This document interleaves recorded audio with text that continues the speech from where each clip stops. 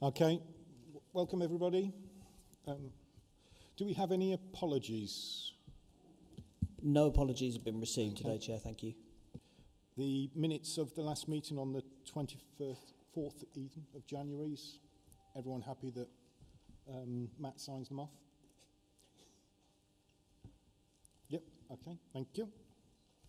So the first item, substantive item, is the Northamptonshire Housing Strategic Framework even. Should get it right one of these days. Are you leading this, Ali? Okay, over to you.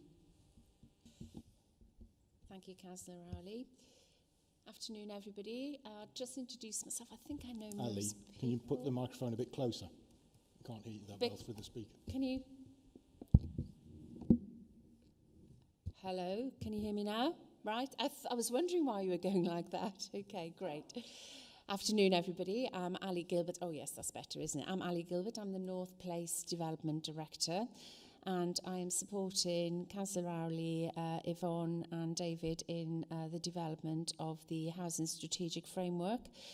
So you have paper in front of you, which gives you an overview of the journey that we've been on so far in terms of the phase of development, building on the work that's happened over the past, I think it's 8 or 9 months. And what I've tried to do with it is try to put a bit of pace and grip into the development of the framework. I don't intend to go through the whole paper today. I take the paper as read, and there are 2 documents that are attached to it. So it's the it's the emerging framework, which I have been working very closely with the workforce and staff in terms of co-production, and really in the framework resonate with you, that you think that they are the right ones. And I want to check back whether there's anything missing with you, and just otherwise we're going to move into the solutions around that, and we all won't be in agreement. So my other observation is that there is a real desire to work together over this. I've kept the grip very NNC focused at the moment, internally to NNC. The only way that we've really started to bring our partners in is through the survey, which is still active. And I'm hoping all of you in the room have had sight of that survey. We've had a great response to that survey, so we've had 140 responses, a huge amount of intelligence. So the intention is to consolidate that intelligence back into the strategic framework to drive and support the agenda and the solutions. So the survey focused on challenges and solutions. So there is a real energy out there to try and come together. We had a big workshop which Councillor Rowley and Yvonne were at with myself this week, and it was really interesting how the light bulb moments were happening in the room. It was probably fair to say about, gosh, if only we knew you were doing that, we can help you with that. How do we work together? How do we align our policies? How do we come together to solve this? So I think there's a real appetite out there, but we've got to be clear that we are all moving in the same direction with the Housing Strategic Framework.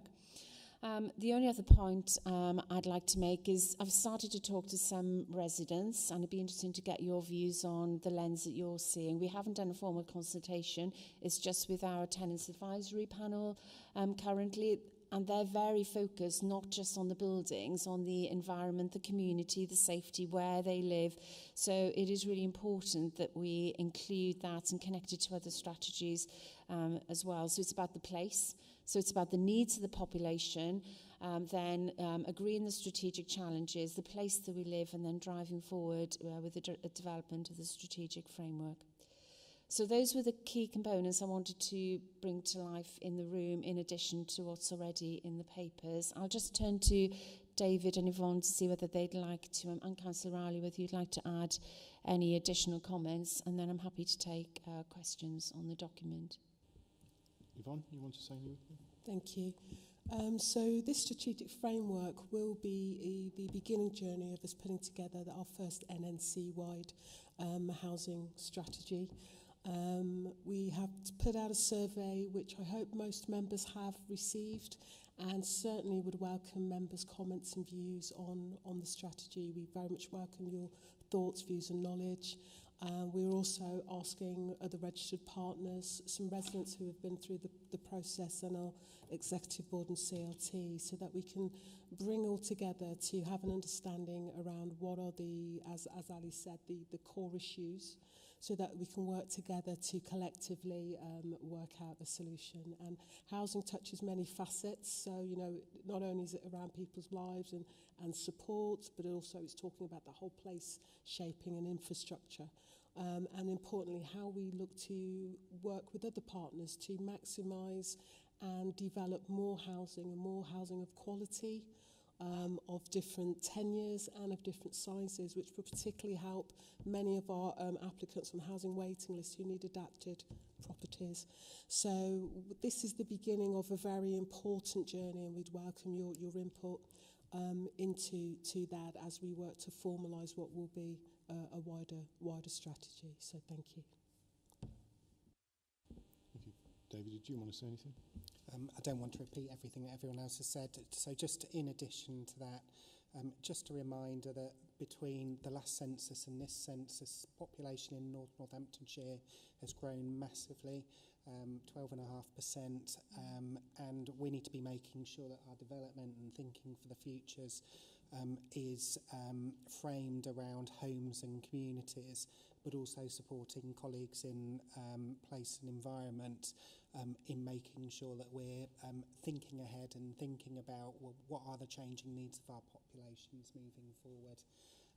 We've got other challenges, so we've got challenges within the Children's Trust at the moment, so quite high demand from that space. So really thinking about how we're developing the right sorts of accommodation for care leavers, for families, or from children of families, that they can be located close to their support networks, I think is really important. So I would encourage you to think about the wider elements of society that you would want to see reflected in that housing strategic framework moving forward in that sense. But yeah, looking forward to the discussion. Yeah, I'd just like to, again, thank everyone who was at the workshop on Wednesday. It was well attended and very animated, and people were engaged. I turned up late, as always, but it was also nice to see it wasn't just housing that were there, it was planning, Children's Trust, adult social care. There was representative from the other aspects of development in the unitary area. We will need extra housing, but we'll also need the supporting infrastructure, the schools, the NHS services, the road capacity. There's no point putting extra roads onto an area if the extra ambulances and so forth onto roads if the junctions get clogged up at rush hour. You've got to be able to get through them. So it needs to be a fully integrated strategy. It needs to be taken into account at all levels. So I'll give it a small example. There is a well-observed process of moving to home working from home. That in turn is taking the pressure off the need for new office space. Office space is going to get cheaper, and there's going to be a lot of unused offices. The government has already indicated that it would have no problem with those being converted into flats and to other residences. But the problem is that the offices are positioned in different places from where you would normally build houses or flats. So it's very difficult to get the necessary, for instance, children's play areas next to converted offices. So it needs to be a fully integrated strategy. And although I understand that there's a replacement for the joint course strategy in development, these aspects of it are things that weren't an issue 9 years ago when we were developing the current joint course strategy. Yeah, we've already got that in there, haven't we? That it's working with planning departments. If I may, shall I come back in on that? So I think the point I was making around community in place is really important. So it's the infrastructure, it's the it's the buildings, it's the environment, but I think we've got to be clear on the scope of this strategic framework. I take your point entirely that it needs to integrate with other strategies. So it's integrating with the adult social care strategy. We've obviously got the homelessness and rough sleeping strategy and the development of place. There are many other things, and working with place and economy, that we need to start to align these. So I think there's a responsibility for EAPs and as well as us within that, and everybody to come together. So there's a community strategy emerging, so we've got to be clear what we're all trying to achieve. And I think my point right up front was this was about the need of the population, playing to David's point. So it's very clear from all the conversations and from the workshops that we've had that we are not clear on the need, depending who you talk to, depending which data you look at. So whether you look at the actually, we want to see you coming back in. I think Google was one of those that has said, actually, we want to have more people back in the office because of the importance of, around things like problem solving. So I think you're absolutely right to highlight we should always be agile and thinking about the opportunities that are presented by buildings or by communities or places in that sense. And that's something which we do try and work closely with colleagues across place and environment, but also our strategic partners, our social landlords as well. Thank you. Lynn? Thank you. I welcome this report, as anybody else would. We do need that strategic framework and, small steps towards that. We've got a real crisis in rent. We've got a real crisis coming in homeless, because a lot of those people that can't rent will end up homeless and coming to us for help and support. We also need to be looking at our own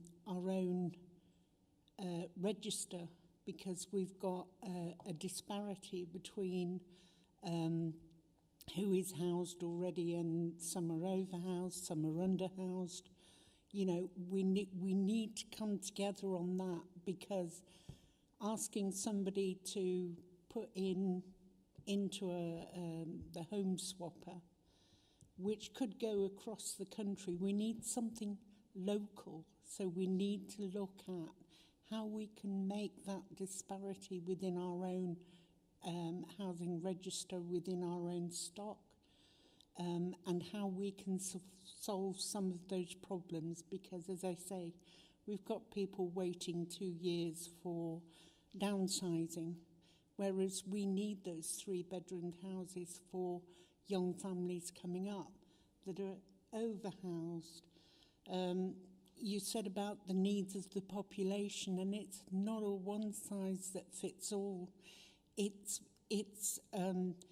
how do we get developers to stop building 3, 4, 5, executive homes and put in some of those things that we need as well, the bungalows, the care homes, finding out what our needs are from us that they can develop. So it's not a one-size-fits-all. It's got to be flexible. And yes, the data we collect will help sort of achieve that, but we do need to look at our own stock and how we can help solve some of those social housing problems that are coming up. Thank you.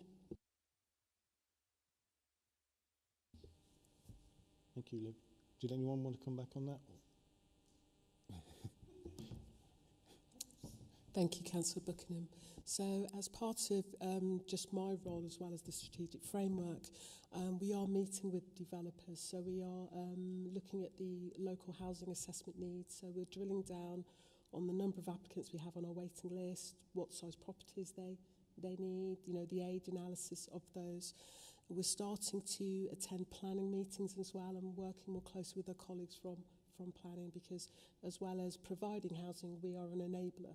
So having that conversation with developers to say, actually, you know, as part of the agreement, when you come into the area and you develop, I don't know, 1,000 properties, we would be encouraging you to support you know, additional 5 or 10 with those adapted. How can we use our right to buy receipts to buy more of those properties in the right place? We also don't want to just go out and buy, you know, 3-4 bedroom properties when actually the demand for us is probably the 1 or 2. I think there is a place as well of us thinking about how we incentivise some residents who are in larger properties and would be open and willing to move to something smaller and more suited. And that's often a ground floor or a bungalow or an adapted type of property. So I think we do need to look at the offer there. And also look at so one of the things we are doing in addition to this is we're going to be reviewing the keyways policy, the allocations policy, and I think that's quite important as well. But all of these things come into the mix. And also one of the other things will be things like successions, whereas you know often somebody who's sadly had a death and they are asked to perhaps move to a smaller property. Again, what is that offer? So that we can utilise our own stock better. But we also need to accept that we can't build as quickly as to pace and scale as we would like to. And that's where the partnership comes in, not just with developers, but with other RPs. Registered providers of housing. So we will be setting up a meeting with the other providers, voluntary, council, and the other sector to say, as a collective of people responsible for housing in this borough, how do we work together to make sure that those things provide more accommodation? But we also have to be realistic for people. So I know 2 local authorities in London who, when they reviewed their housing waiting list, they made a decision that actually they wouldn't have a band D or a band D because those people were never going to be housed. And so they looked at other opportunities of shared ownership or other things that we could support. And importantly, the private sector is going to be really critical to help us deal with the demand of different types of properties. So we have a large number of empty properties within the borough. We need to get underneath why they are. Could we provide an offer to private landlords that says, you know, actually, we'll take your property for 3 or 5 years and that will help us move our families or our homeless. So lots of things we need to consider in the mix. I want to assure you that we are having those conversations and they will all come together, I would think, to bring us a strategy that will work. And I think the important thing has been is that we haven't wanted to do this strategy quickly. I know we need to do it within a set time frame, but what's important is to get the information right so that we can deliver a strategy that will work. Thanks, Yvonne.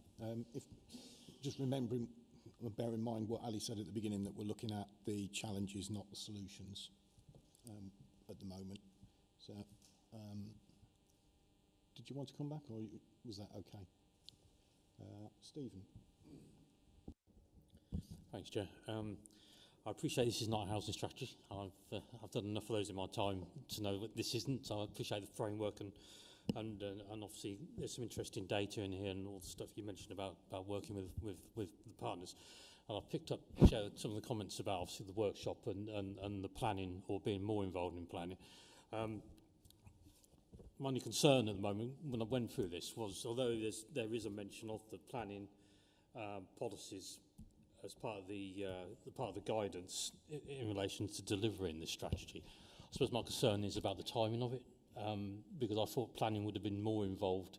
As I said, I know it's not a planning strategy, but in relation to what we're doing as an authority in relation to the new local plan that we're trying to get in place by next July, my understanding would be this strategy won't work unless the local plan's right, unless it's fed into linked in properly. So I just wondered how the timing, or how you're planning to link it in to make sure the strategy or the framework will link into being ready for the new local plan that we're hoping to get as a council by next July. That's the first point, Chair. The other point, that in there, reading through this, there seems to be quite a bit of missing data that you haven't got from stuff about the condition surveys and some of the stuff from obviously the councils that weren't in-house. I'm from the old East Northampton, so we were out all our stock was out. So I know there's a plethora of, I still call them RSLs, Chair, but that's just the way it is. But I appreciate and understand they're not all there. But I am surprised that there isn't a lot more data in here from the legacy authorities that's still around that would have helped you populate this a bit more. Because, as you say, no criticism, Chair, but there's quite a few gaps here where there's missing data, which I actually would have thought might have been, readily available from the legacy and the old history. So just a couple of questions on timing and the data, I suppose, Chair. Ali? Maybe I'll take your second point first, and then I might bring Yvonne in around the local planning element.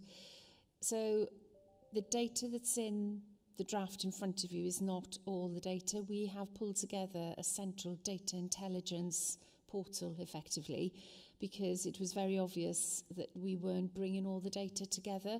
So there are, and that is still work in progress. So I can assure you that all the data will be in there. And that isn't just, and that's across the council, legacy data. We've got to make sure it's the right data too.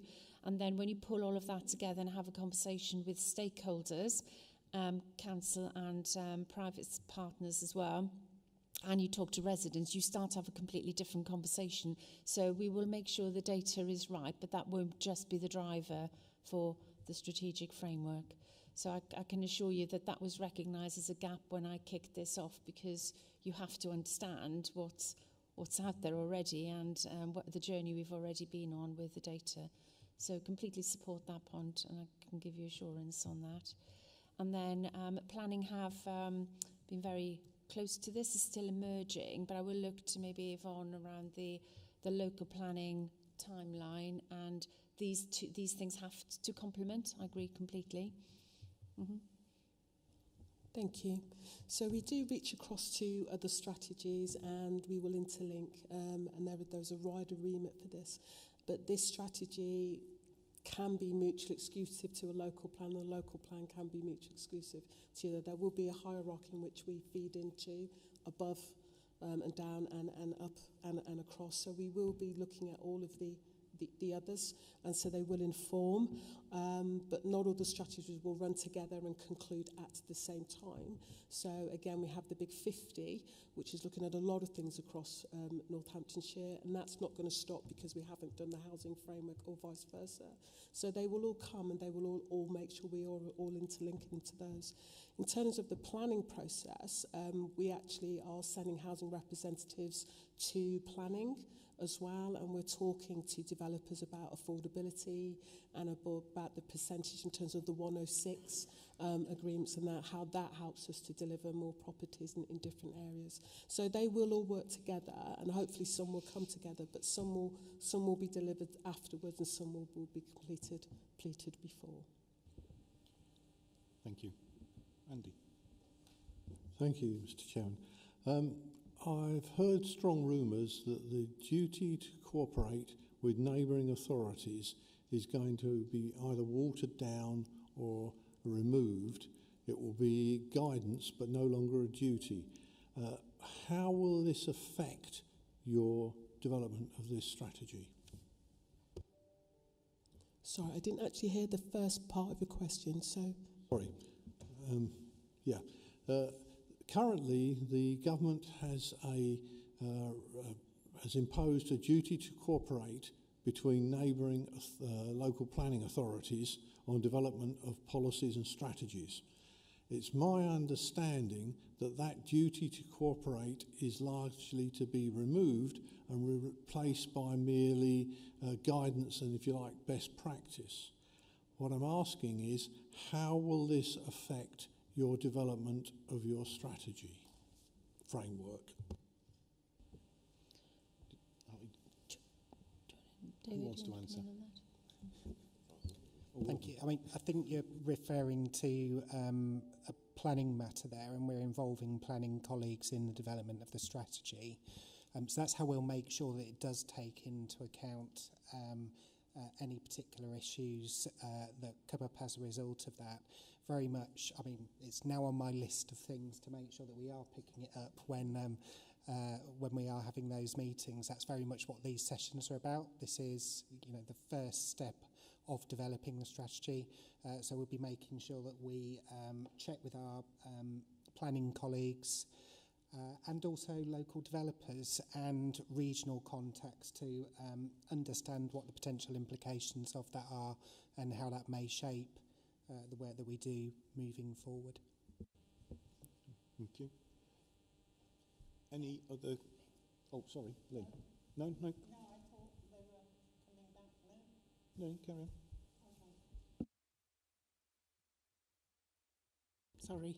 One of the other challenges within this is the financial one.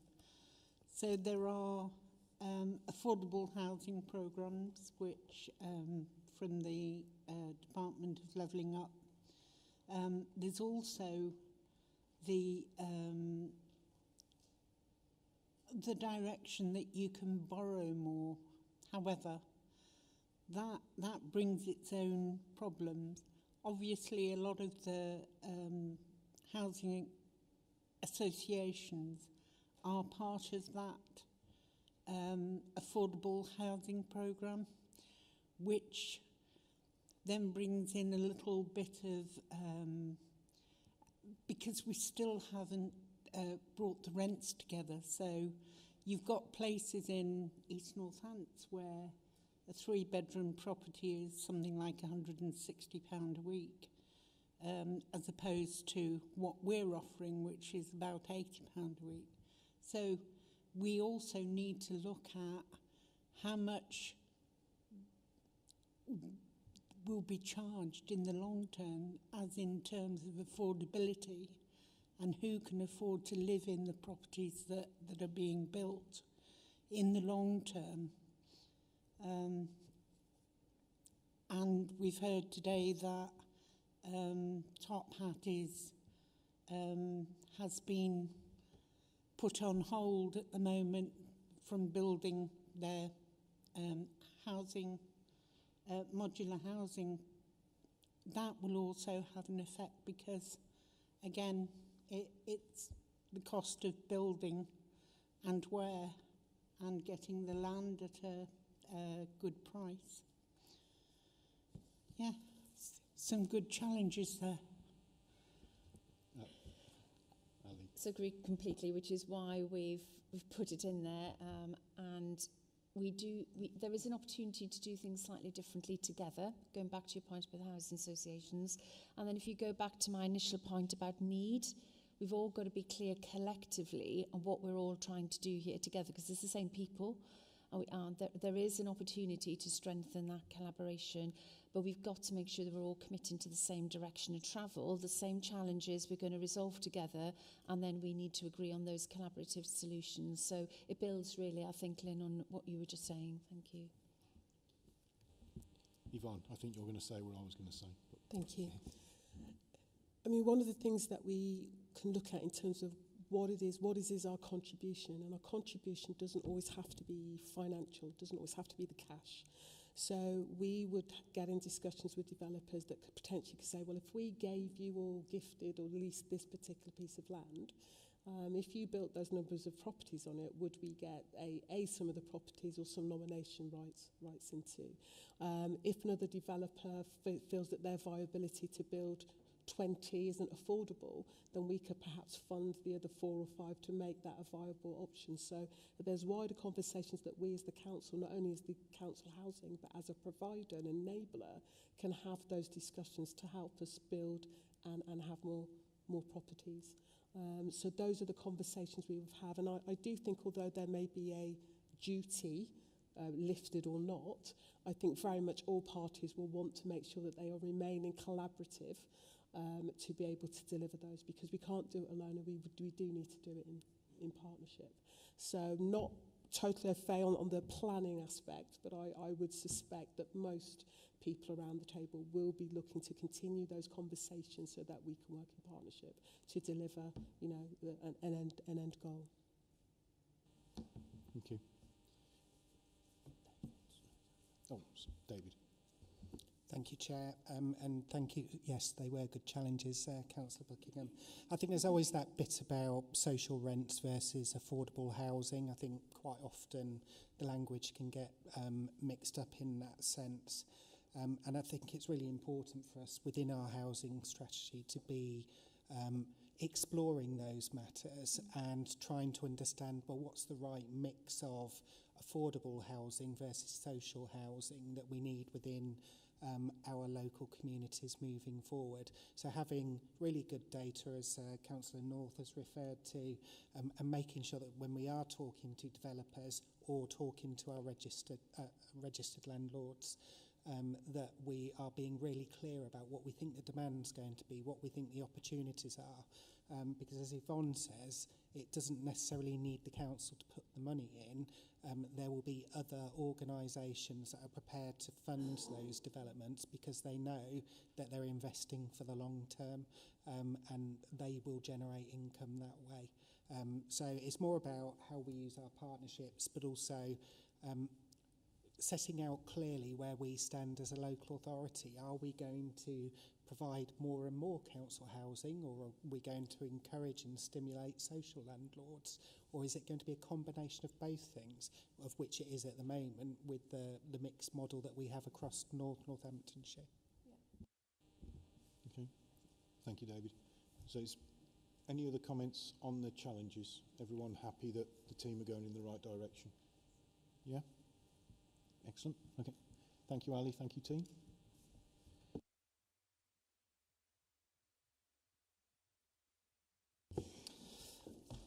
Right, thank you very much.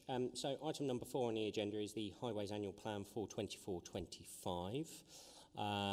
Mr. Kane, I believe I'm handing this over to you. But before we do, may I make the suggestion that the two colleagues from Keir introduce themselves to the committee, just in case they do not know who you are. Thank you, Councillor Binley. So, good afternoon. I'm Peter Ingram, the Contracts Director for Keir for Local Highways. This is one of the contracts I cover, and I'm probably covering at the moment because we're in the midst of appointing a new General Manager who starts on the 2nd of April. So. Councillor Binley, I'm Robert Carroll, I'm the Operations Manager for Keir Transportation, and I cover the Northants Highways contract.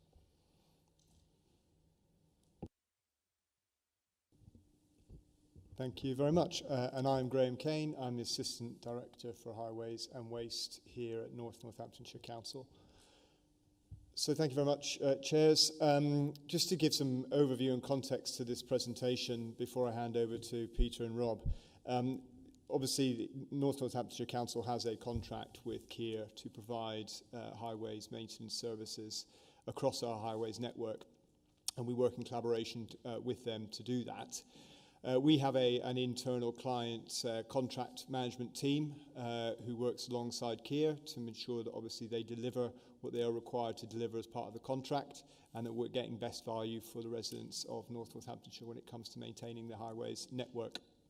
One of the things that we agree with Keir in advance of a new financial year is the Highways Annual Plan, which is what we're presenting to you today, and you'll see that it's made up of a number of different elements to make up the overall programme for the year ahead. We do that informed by a great deal of data that we hold about our network, and so that we can prioritise our interventions on the network to the areas that require it the most in order to keep it safe for those who are using it. You may well remember that at a previous meeting of this EAP back in the summer, we came with a presentation around the approach we take to prioritise the highways maintenance across the network. So my colleague at the time, Steve Smith, gave a presentation to explain the various different interventions we make on the network for various different reasons to solve various different problems. So there's different surfacing schemes and methodologies that we can use to try and maintain the network. So we went through that with you at the time, and we also presented the sort of criteria we consider, and we listened to your feedback and thoughts on that. And that criteria, which we now call HEAT, which Peter's just about to explain on the next slide, it has been used to develop the programme that we now have for the resurfacing and so forth next year. So without further ado, I shall hand over to Peter, and they'll take you through the slides. I have presented them on Teams, so if you're on the Teams meeting, you should see it. No, I don't think so. So are you moving the slides? Yeah, I'm moving the slides, so we go. Okay, so I'll cover off one or two of the first slides, pass over to Rob as we go through. So we should be seeing the slide now that in terms of asset management. Hopefully we're on that page now for everybody.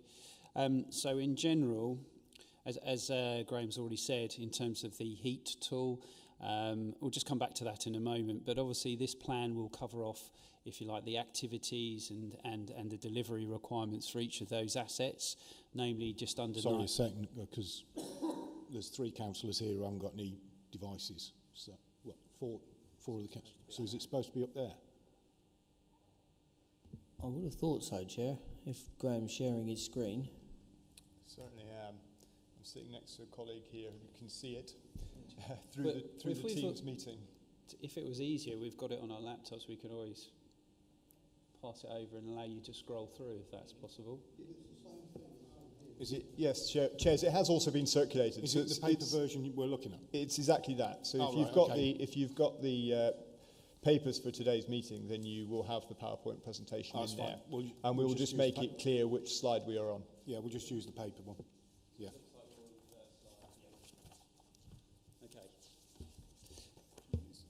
Yeah, so we're on the top. So the top tab you should see is asset management on the first slide. So as I said, so this covers off the activities that we all undertake for each of those assets. So we've got just under 1,900 kilometres of road, just under 2,000 kilometres of footways, nearly 900 structures, and just over 1,100 kilometres of public rights of way. As we've just touched upon, we've got the heat tool, which is our analysis system to work out where is the best place for us to carry out our work on the network, where do we need to intervene, and where is the best place to spend that money to get the maximum return. And I think it's just worth pointing out at this moment in time that's used for carriageways. We are in the process of developing that for footways and structures, so that's part of that ongoing journey to develop that further. So obviously that's been used to decide which carriageways activities. The other things like the inspections that we carry out and all the other data from customer service reports, etc., has been used for the other assets to decide where we're going to do work. As it says there, just to lead you through a bit of a journey for the rest of the year, as I said, we'll be looking at developing that for the asset management policy, the strategy, and the inspection manual will be reviewed as part of these activities for 2014. And obviously the general bridge inspections are carried out, as well as principal inspections as we go through the year as part of that asset management activity. So we just move on to the next slide, which is professional services. So this sort of adds in, if you like, the activities that we'll be doing here to support the delivery of highway services in terms of the professional services.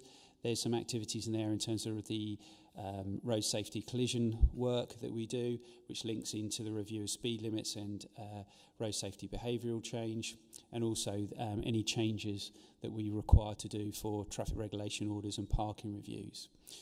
Obviously, the big part of this is around carrying out the professional services to do the design activities that we need to carry out to allow the operational activities to be delivered. So all that design that needs to happen up front of any work being carried out on the ground, that's all in there. And as you can see down there, there's also audits and inspections that we'll carry out to support the development management functions of the services here in North Northants. So if we then move onto the minor improvements area. You can see here we're now starting to get into detail of capital schemes that we'll be delivering in the minor improvements work stream. There's 9 schemes that are listed there initially, but you also notice there is 4 areas which are sort of budgetary areas where certain sort of minor schemes will be delivered under those sort of headings of budget funding. And then lastly, for me, in terms of the other parts of the maintenance improvements, if we turn the page in terms of the traffic signal improvements, you can see that there is a number of traffic signal sites there that are down for improvements this year, and that's not just in terms of changing the stock, but also putting in better equipment that are LEDs and have an effect on our sort of carbon footprint here in the county. Okay. Thank you, Pete. So moving on to the capital maintenance slide. Just for reference, if you look to the right-hand side of each table, it will show you the budgetary, where the budget is coming to fund those projects. So in bridges and structures, there's sort of significant design work on Station Road in Borough. We have sort of minor bridges and structures maintenance. That could be anything ranging from accidents, RTCs that have hit structures, to just general wear and tear on coping replacements, post and rail, guardrails. And Thrapston Bridge, which is on the A6116, which is part of a larger scheme, which I'll go into on the next slide. Drainage projects, so 3 that have been highlighted for this year, with the caveat in essence that there's drainage investigation and priorities that we've identified. So we will investigate, and where budgets allow, we will deliver, if possible, throughout the financial year.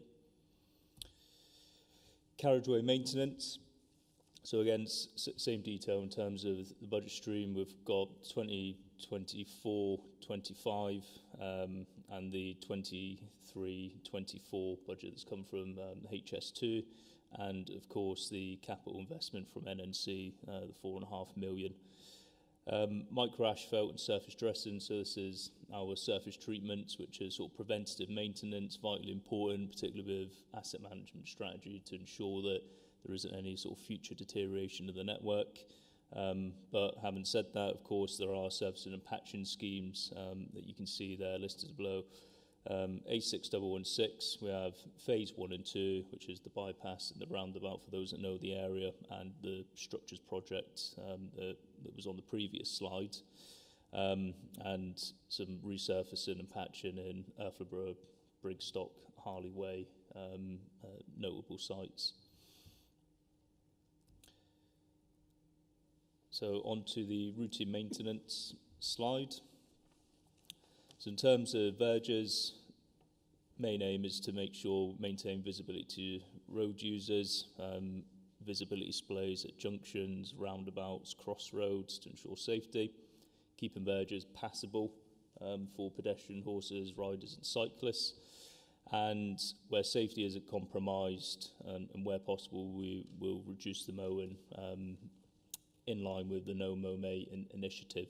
And if you refer to the table below, you can see that safety sites and the urban safety, which is Corby Ring Road in essence, which is Oakley Road all the way through to Stanyon, Weldon, then across to Stanyon, they will be mowed in May, because essentially there's lots of safety issues along that site. But one key thing just to know in terms of the mowing, we don't mow from highway boundary to highway boundary. It's a 1.2 metre swathe width, so there's a large proportion of the verge network that isn't mowed during peak mowing season. And in terms of weed killing for carriageway curb channels and paved areas, so we do 2 treatments twice a year. In April and May, we run the first programme. We then come back in July and August, and we run the second programme. And those locations are, there's 109 parishes that we're responsible under the highways contract, and 2 major A roads, which is the A605 and the A6116.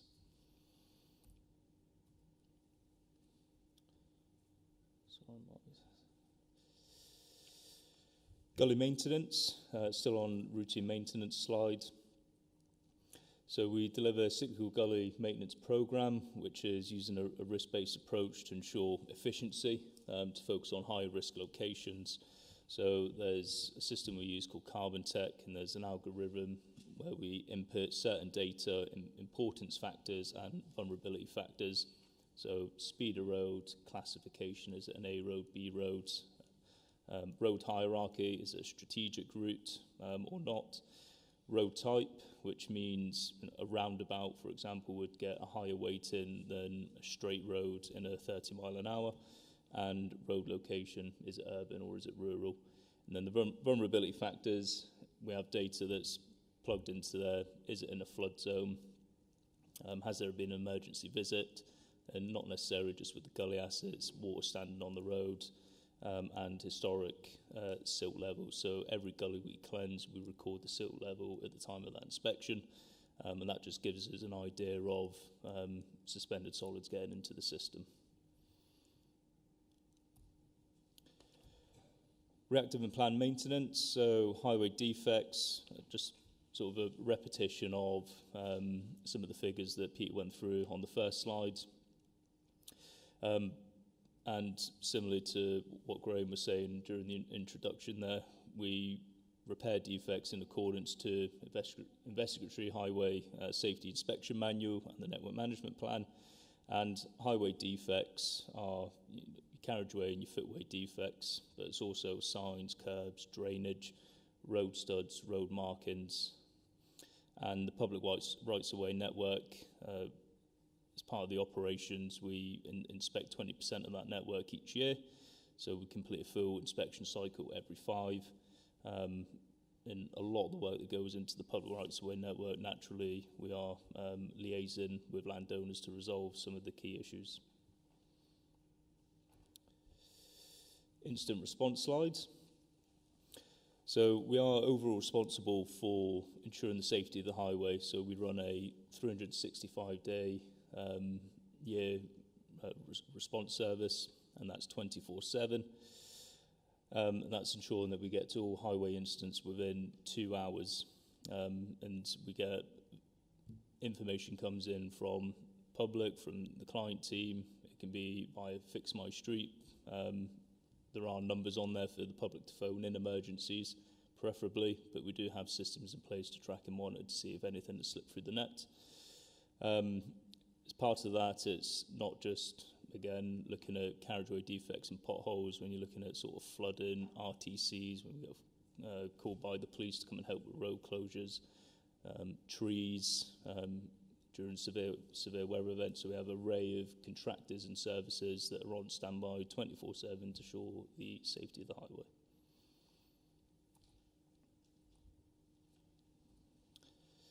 Traffic signals and signs. So we have what's called a Network Intelligence Operations Centre in the depot, and essentially they have CCTV coverage, some of it owned by NNC, some other services.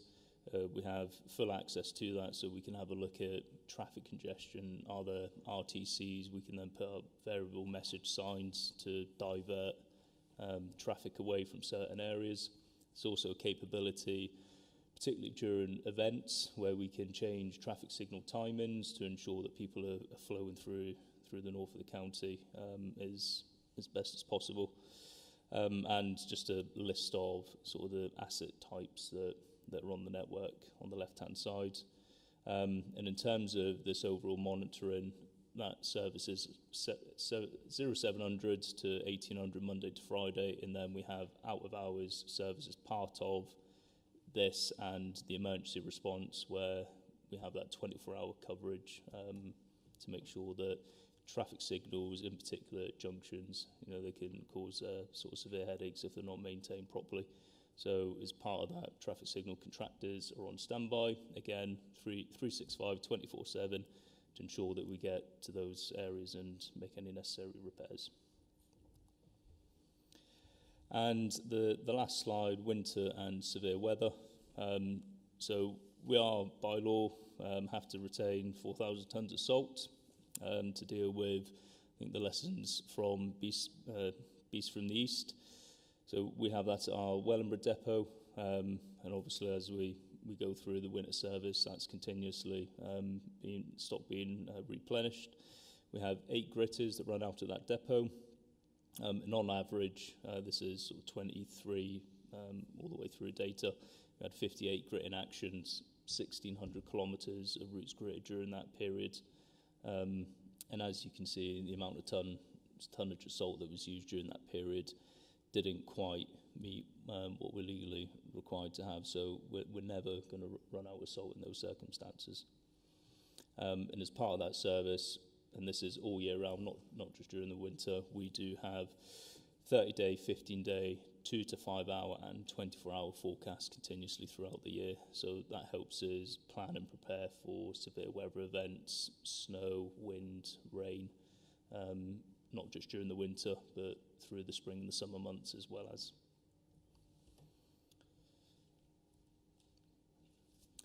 That's all, thank you. Thank you very much, gentlemen.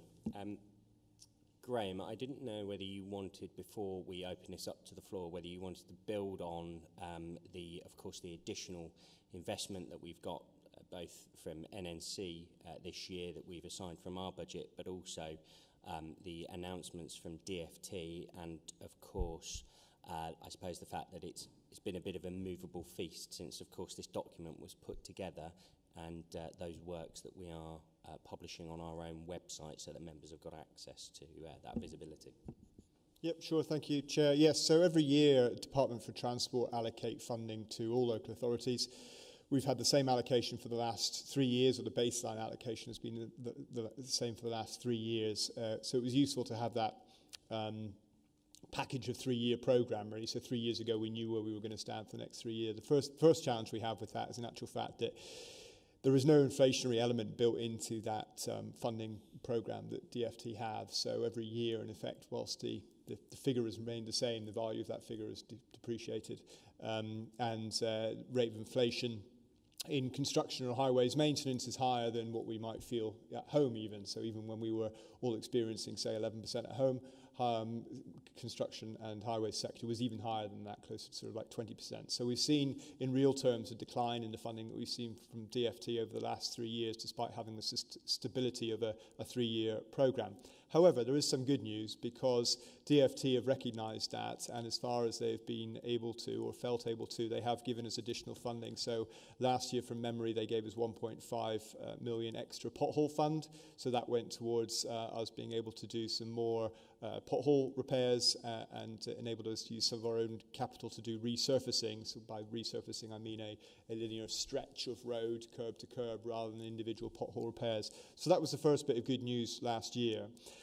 This year, we've had some further funding that's come through. £2.1 million has come through for this year and next year, split evenly. So you saw in the slides that Rob was talking you through on that right-hand column that he identified for you, that we've identified which schemes have been enabled by that additional maintenance grant from the DFT, which is good news. Also, the council, in setting its budget earlier this year, has put in £9 million of its own capital spread across 3 years. So that enables us to do further schemes, again, which is good news. And in that table, those schemes are identified. More recently, we've had confirmation from DFT that we will get some further funding of £149 million, which will not only be for maintenance, it will be for wider transport schemes across the transport network. We're waiting for guidance at the moment as to what their expectations are for us to how to use that funding. And that will be spread over 7 years, not evenly. We're expecting it to be backloaded, so we expect less in the first 2 years and then more in the final 5 years. But we're waiting for confirmation on the guidance from DFT and also the profiling of that from DFT. But all in all, it's very positive to get additional funding. I'm always asked whether or not that's enough. The short answer is, I'm afraid not. I don't mean to sound ungrateful, but no, it's not, given the state of the roads. And that's not unique to Northamptonshire. The state of the network across the country has been declining for many years now as a result of the investment that has been going in, or the underinvestment that's been going on nationally for many, many years. It's not a recent problem, but we are now seeing the impact of that underinvestment for many, many years. And so we will need, across the country, we will need a great deal more investment if we're to halt the decline of the network. And Kia see that on their other contracts elsewhere that they're working, but you can see that in the nationally published figures as well, that's the struggle we're all facing. But it is very, very positive that additional funding has come forward, and you'll see how it's enabled us to do the most comprehensive resurfacing programme that we've been able to do, certainly in the life of this authority in the last 3 years, but even in the former county authority as well. It's been a long time since we've had a programme like that, so it's very very, very positive. We've published all of that information. Obviously, it's in the plan and the presentation that's been given today, but we've published all of that information on our website. So you can go there, residents can go there, and they can see exactly how that government funding is being utilised and what it's enabled us to do across our network. Thank you, Chair. Thank you very much for that additional information. I think it's very helpful. So, of course, now I open this up for discussion with our members. Councillor Mercer and then Councillor North, I'll come to you. Thank you, Chairman. Got a number of points to make. First one, you talk about drainage projects. So I've got a specific question about that. To what degree do you liaise with the Environment Agency with respect to that? Typically the people over at either Peterborough or Kettering, Ben Thornley, for instance. Secondly, potholes are reopening almost as fast as you fill them. I know one critical one on a junction near me that was there for several months before it was filled. It was open again within a month. And final, and what is your opinion about the prognosis of trying to prevent potholes reopening? And the final question is perhaps slightly blue sky one. I've read a number of papers about supposed self-repairing road surfaces. The Romans, for instance, puts, I believe, calcium oxide into their concrete to oxidise as soon as a crack forms, and then carbon dioxide gets in, calcium carbonate forms and refills the crack. We've mostly got tarmac covered road surfaces, but I've seen some suggestions that it's possible to incorporate bacteria spores into them that have the same effect in organic road surfaces. So my question is, are there any projects, let alone plans, to investigate whether or not this can be used, this technology, to reduce the rate at which our road surfaces are cracking?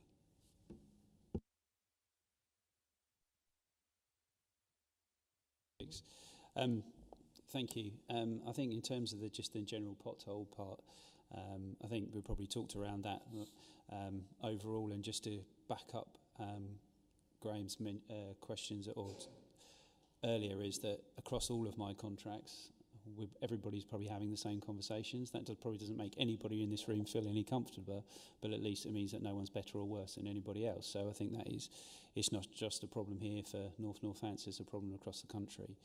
Not a great problem to be in, but that's where we are. So to answer your question, I think obviously like anything, if we have the ability to go in and do some surfacing schemes, or we do have now with this annual plan, that gives us the opportunity to, rather than just doing a patching job, it allows that whole part of that network to be treated. Therefore, you're less likely to have further potholes forming. So I think that probably in general, that's position where we are in terms of potholes. In terms of the self-sealing area, I think looking at what is delivered here in terms of the different methods, in terms of thermal patching, road mender and jet patching and everything else that you do in this county already, that's already something we can go away and look at. I am aware of some self-sealing stuff. I don't think it's perhaps ready for the market just yet, but it's like anything, it's at that experimental stage. So we can certainly take that away and see where the market is on that, and have a look into it, and then perhaps involve you in some conversations once we've looked into that further. Do you want to talk about the drainage stuff, Rob? So in general, the short answer, do we liaise with the EA in terms of highway drainage maintenance projects? The answer would be 99% of the time, no, we don't, because we are fixing assets that are already in situ. We do liaise with them if we are putting in new systems, and also as part of our structures projects to make sure that, one, there's capacity if we're discharging into a water course and we've got environmental permits. But the majority of the projects that we are looking at is fixing existing systems that are already in situ. Can I come back on that? That does concern me slightly, because quite often the cause of the flooding is a blockage somewhere else in the drainage system outside your purview. somewhere where the Environment Agency is responsible for outflow towards a watercourse or something like that, so that when you have a problem, quite possibly the cause is something outside your control, and that's why I would have expected you to liaise with them more in order for them to fix the problem for you. So as part of our drainage investigations, typically we liaise with Anglian Water, 'cause our assets do discharge into their assets. So we do liaise with Anglian Water on those fronts, and as part of the investigation, if there is another third party that we do need to liaise with, it doesn't happen very often, then we would of course speak to the EA in those circumstances. Okay, well thank you for that, but I agree you need to liaise with Anglian Water, yes, but it also would probably be helpful for you if you were to liaise more with the Environment Agency's watercourse people, because they work very closely with Anglian Water, and there is, should we say, a slight blurring of responsibilities between the two. I get involved with both, and there's an opportunity there probably for you to ease your workload. That's what I'm saying. Okay, thank you. Councillor North, I believe you were next. Thank you, Chair. I think to some extent Councillor Mercer beat me to it within his questions, and I'm also very aware, Chair, this isn't scrutiny. It's more it's an EAP, but it's not an EAP in relation to obviously Prosperous and trying to make better places. It's the concern, Chair, and I think in the presentation and in Graham's responses in relation to the extra funding we've got, it is all positive, and I understand it in the national system. It's just my continuing concern, Chair, that we do have lots of Edwardian and Victorian streets in our towns, and some of them are in an absolute dreadful state, and haven't been resurfaced as a whole for a long time. So you do have deterioration down the middle of the road where it's split in, and obviously then the potholes form, and 3 or 4, and it's an ongoing issue. And as I said, you both answered in a way, how do we find a way to try and improve some of these old, obviously Victorian and Edwardian streets in our towns to make better prosperous areas? Because we can do all we can with the other environment things, but if the road isn't in a good condition, it obviously doesn't really help with people's everyday lives. And as I said, Chair, there are some really, really poor streets in some of our old towns, which is obviously not the contractor's fault and not this new council's fault, but obviously something does need to happen long term. I don't know if you've got any how we try, whether it's just forever lobbying about more funding or how we do it, but as I said, Chair, there's some real serious deterioration. Yeah, if I may, Chair, thank you for that, Councillor North. Yes, we're aware that if we look at our network, which we do as professionals, we look at our network all the time, both visually in what we see, but also in terms of the data that we have across the whole of the network and the state of the whole of the network. And we are well aware that the number of stretches of road that are going into what we refer to as red or amber is getting higher. That proportion is getting higher, and the proportion in the green and the yellow is getting lower all the time. So what we need to do, what our responsibility is to make sure the funding we do have goes as far as it possibly can. So we focus very much on getting value for money out of the Kia contract, getting efficiencies out of the work that the crews do, and also using the right technology to resolve a particular problem. So that comes back to previous comments about using the thermal road repair machine that we have, the jet patcher, and more traditional gangs cut and fill the pothole and then seal the edges. So various different techniques are used as appropriate for the problem that we're facing. But ultimately, we can't get away from the fact that a great deal of our network requires full resurfacing. And the funds simply don't go far enough to be able to do any kind of programme that would get close to dealing with all of the problems we have on our network. It is brilliant. It's really, really positive that we've got the programme that we've got this year. It's genuinely exciting for us to be able to deliver the biggest programme that we've ever delivered at Northampton for many, many years in this county. But it certainly won't get close to dealing with all the roads that you're referring to, which do exist out there. So what we do as a service is to ensure that we focus our funding on the highest priority defects, which is what Peter was referring to. So we address the defects in prioritisation in accordance to the risk that they present to our road users. So of course that means that the focus tends to be on high-speed roads or higher-speed roads, and also clearly where the defect is largest and deepest. But it does mean that you end up with roads which, as you're kind of envisaging, I imagine, a sort of patchwork quilt of patches that have happened over many, many, many years to try and keep on top of potholes. But that doesn't give us a curb-to-curb resurfacing, which is obviously the ideal. But we will just carry on doing as much as we possibly can with the funds that we have available and getting as much value for money as we can out of those available funds. Yeah, thank you very much. Yeah, sorry, Peter, go on.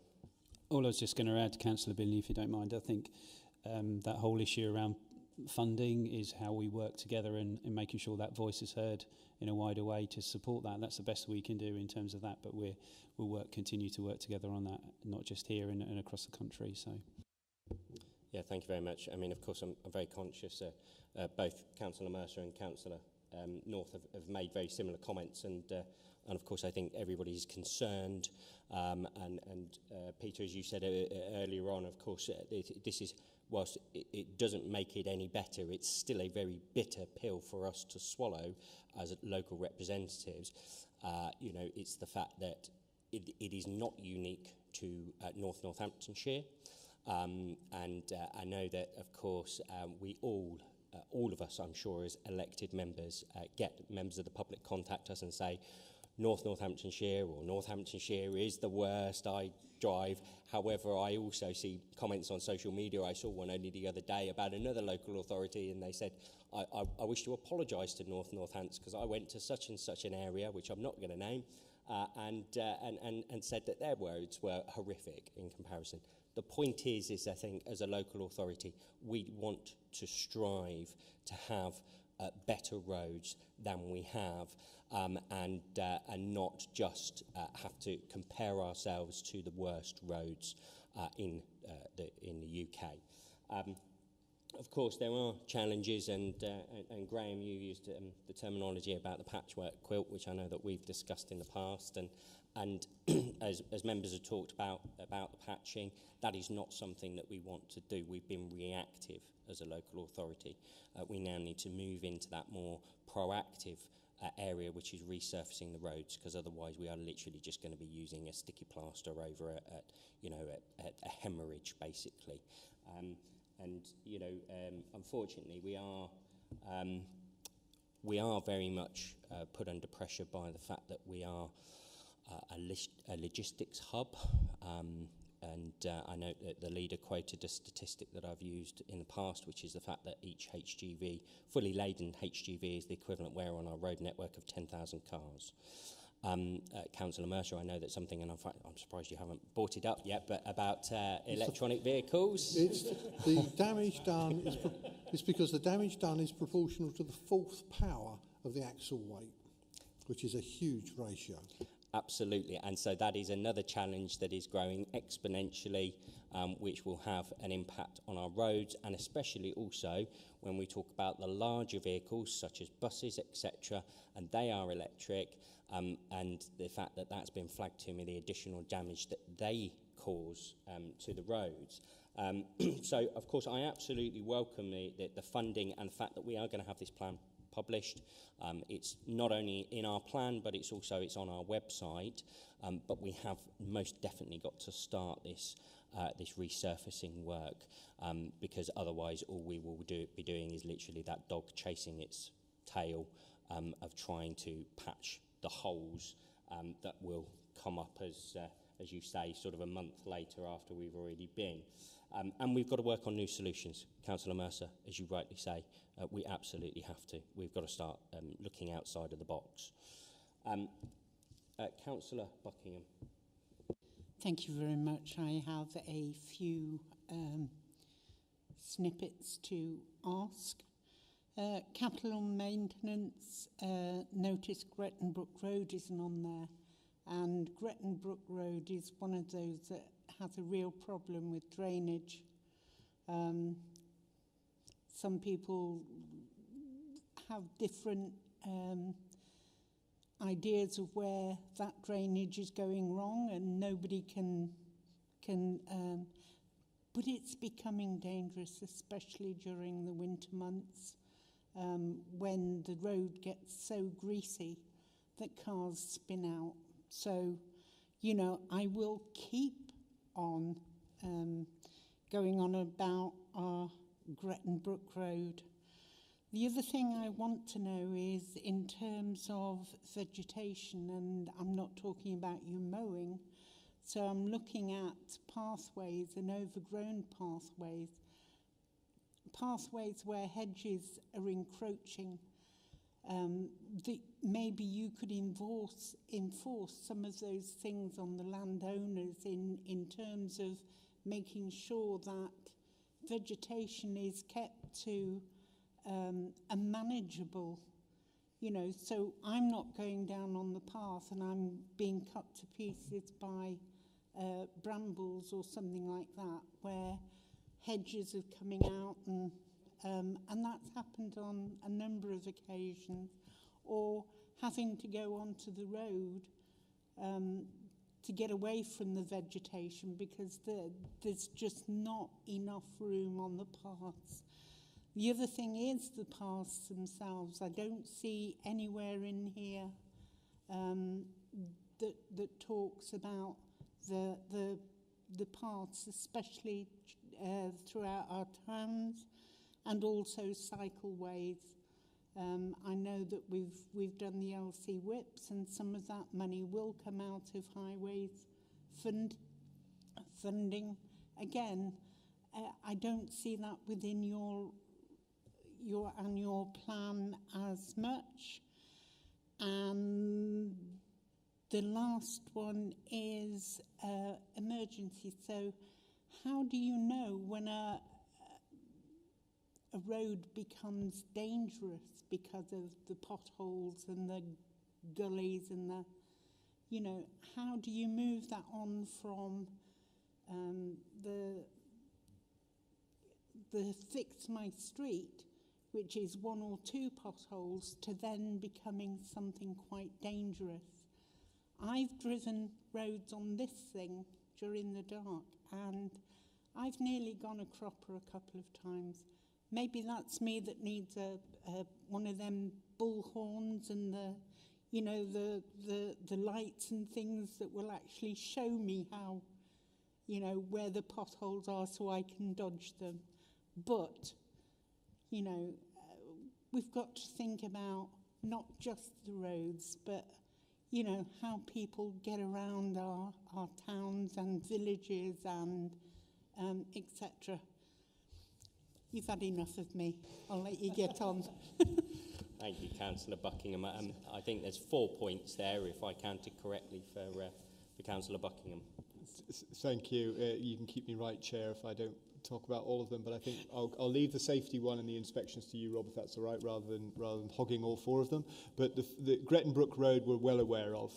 That is one, in actual fact, where we are liaising with the Environment Agency and others on that particular matter. I won't say too much more about it here, but we are working with that one, and I agree with you. We all want to see a resolution for that, and those responsible need to do what they should be doing.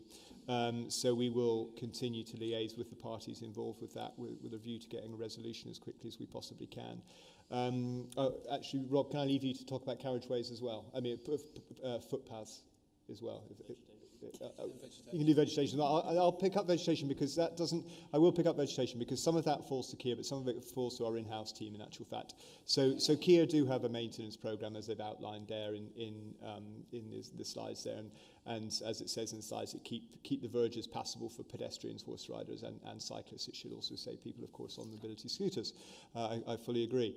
So that is really important. Now, sometimes that will be down to our responsibility. The hedgerow or whatever will be our responsibility, and therefore we should be cutting that back. And if we're not, then we want to know about it so we can address it.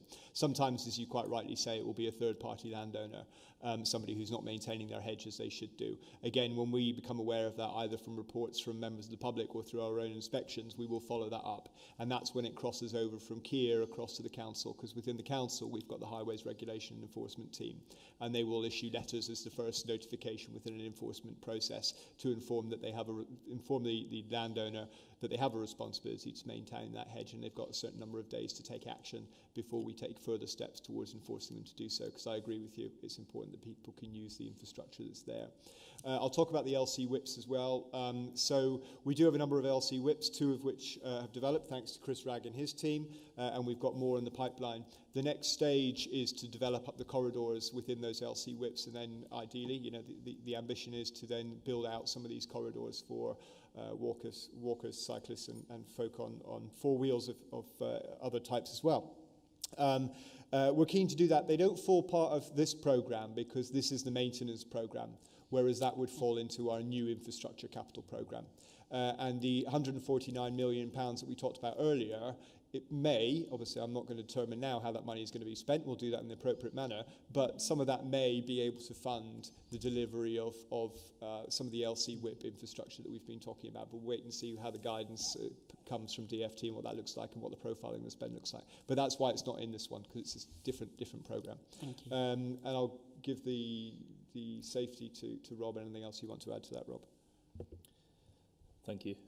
Yeah, so just around footway projects not being within the annual plan. And when we were developing the annual plan and we were looking at what money was coming in for the next financial year, more and more often we are seeing when we conduct our surveys as part of the HEAT tool, which generates red, amber, yellow and green sites, we are seeing more of the red and the amber. So the priority at the moment is putting the funding into the carriageways.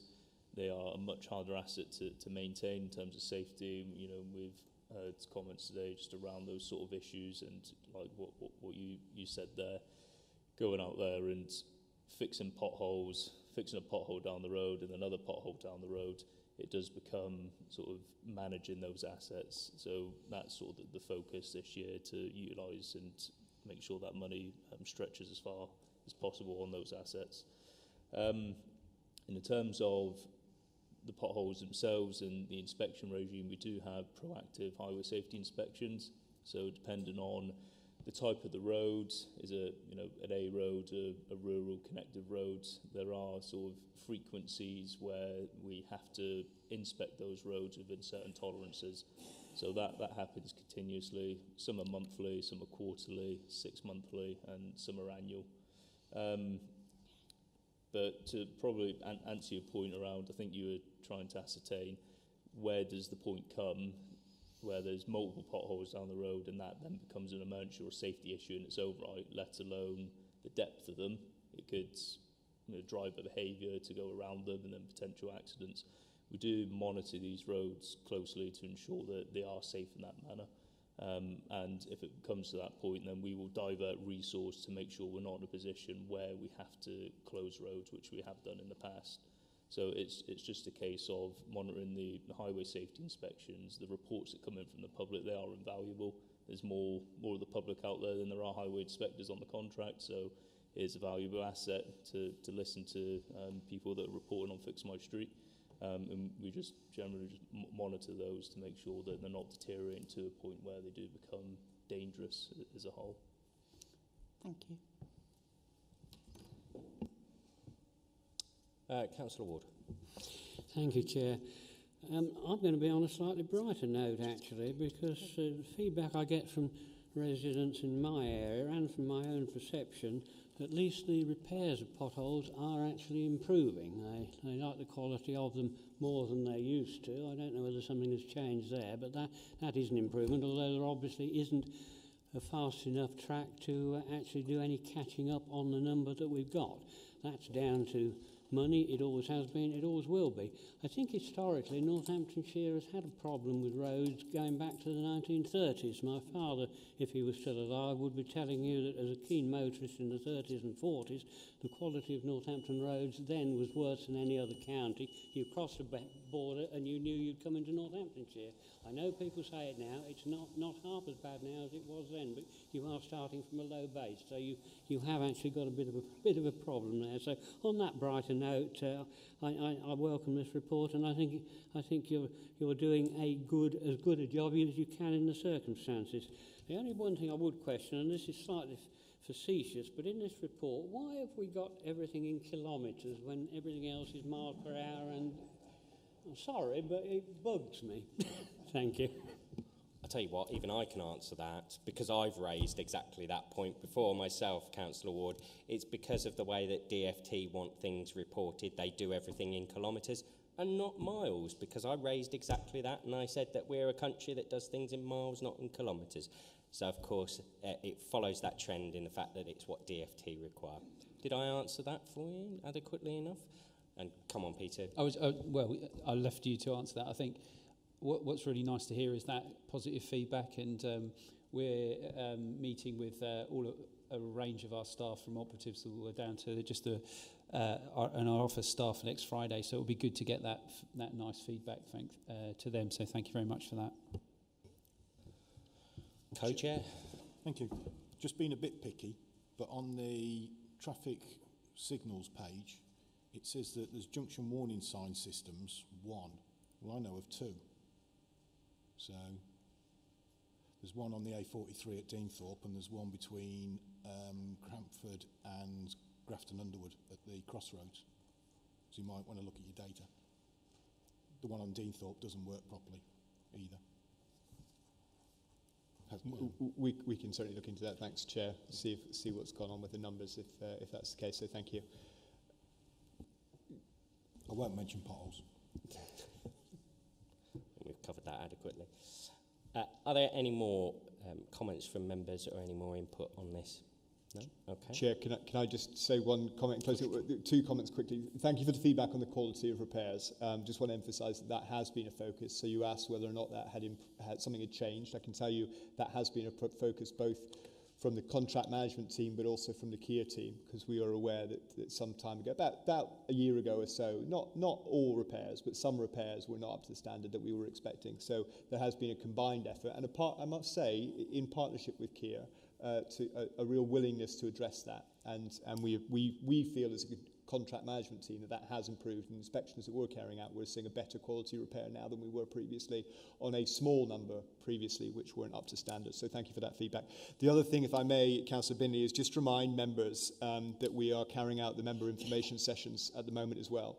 So you'll have had at least 2 emails inviting you to come along to some member information sessions. We had the first one on Monday afternoon in Kettering, and then the second one yesterday evening in Kettering. So please do come along to those. They run for at least a few more weeks until the beginning of May, I think. So if you need a reminder of the dates, please let me know. But you have any emails about that. So it's another opportunity to come along and hear a bit more about the service. And we've offered that out to town and parish councils as well. So if you're a member of a town and parish council or engaging with them, please do encourage them to come along. Thank you very much, Chair. Thank you very much all for your valuable input on that item. Right, so in that case, I don't know if you wish to leave or if you want to stick around, but we'll now move on to item number 5, which is the bus service improvement plan. So, Chris, I assume that this is over to your good self. Yes, thank you, Chair. Yes, I'm sharing it on Teams for those who are there, but it is the same presentation as in the pack, apart from one typo that I noticed, or spelling mistake. So prize at the end to anybody who notices who can identify at least one spelling mistake.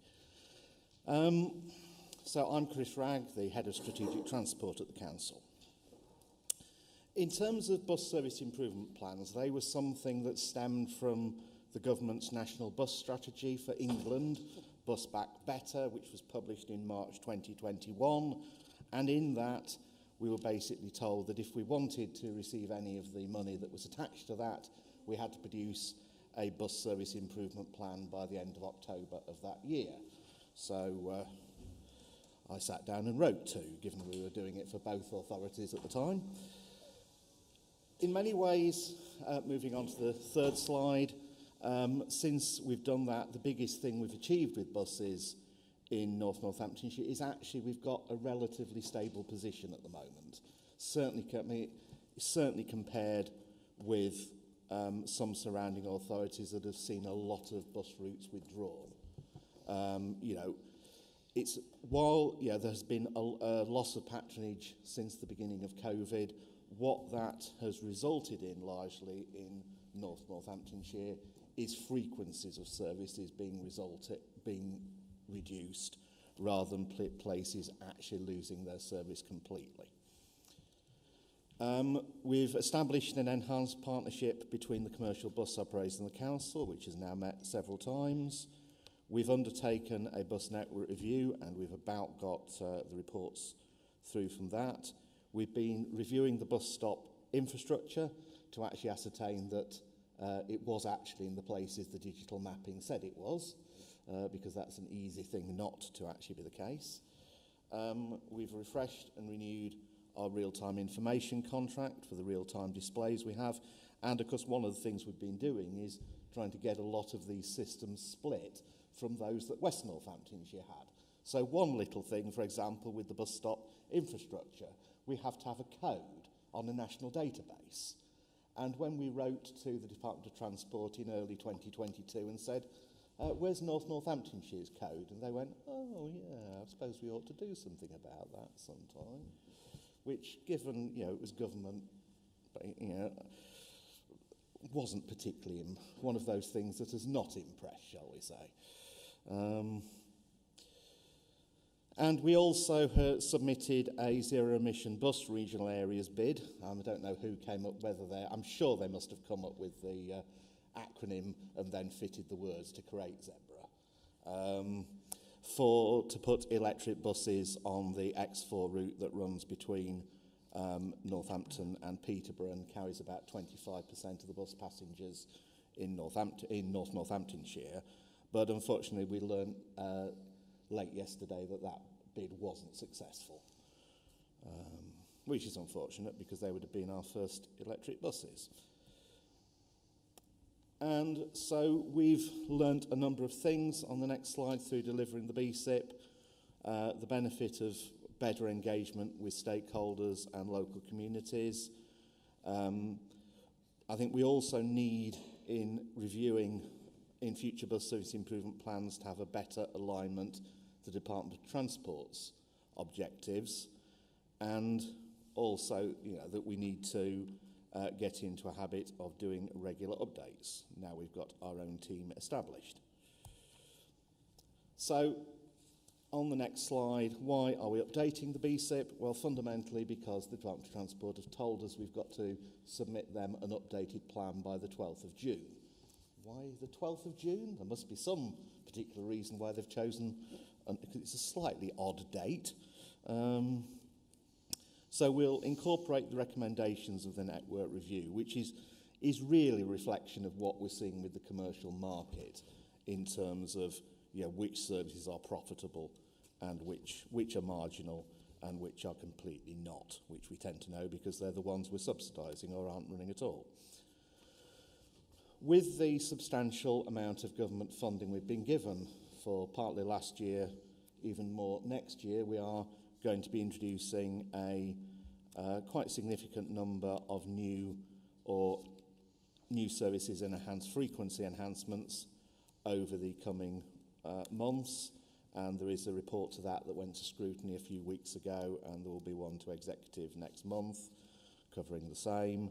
And we'll build, and that provides us a building block for which we can build for looking at what further improvements we should do in the future. We've also been looking at how we can, in both directions, support the education transport, both by getting, effectively by getting more scholars onto the public buses. So basically, that's cheaper for us as a council, but also so it actually helps. That regular load helps make the bus services viable. We've also been looking at how we can tie the bus service improvements into the various new housing developments, and that's particularly been focused because at the moment we've got short-term government funding for service improvements, so if we can tie that in with where we've got 106, so services will continue longer term, that's a good thing.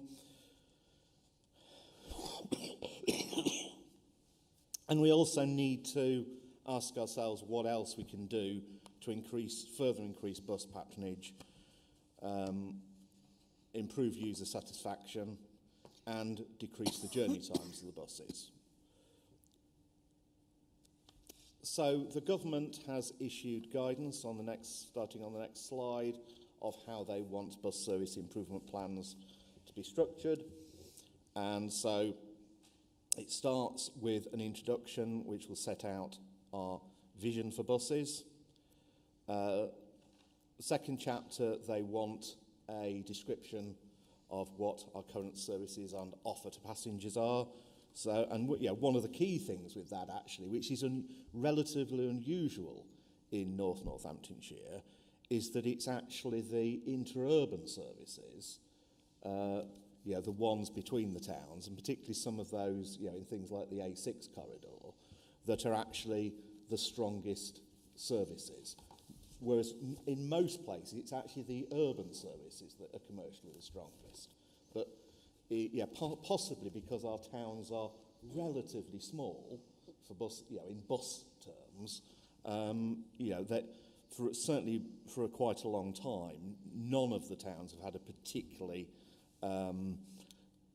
strongly commercial town network.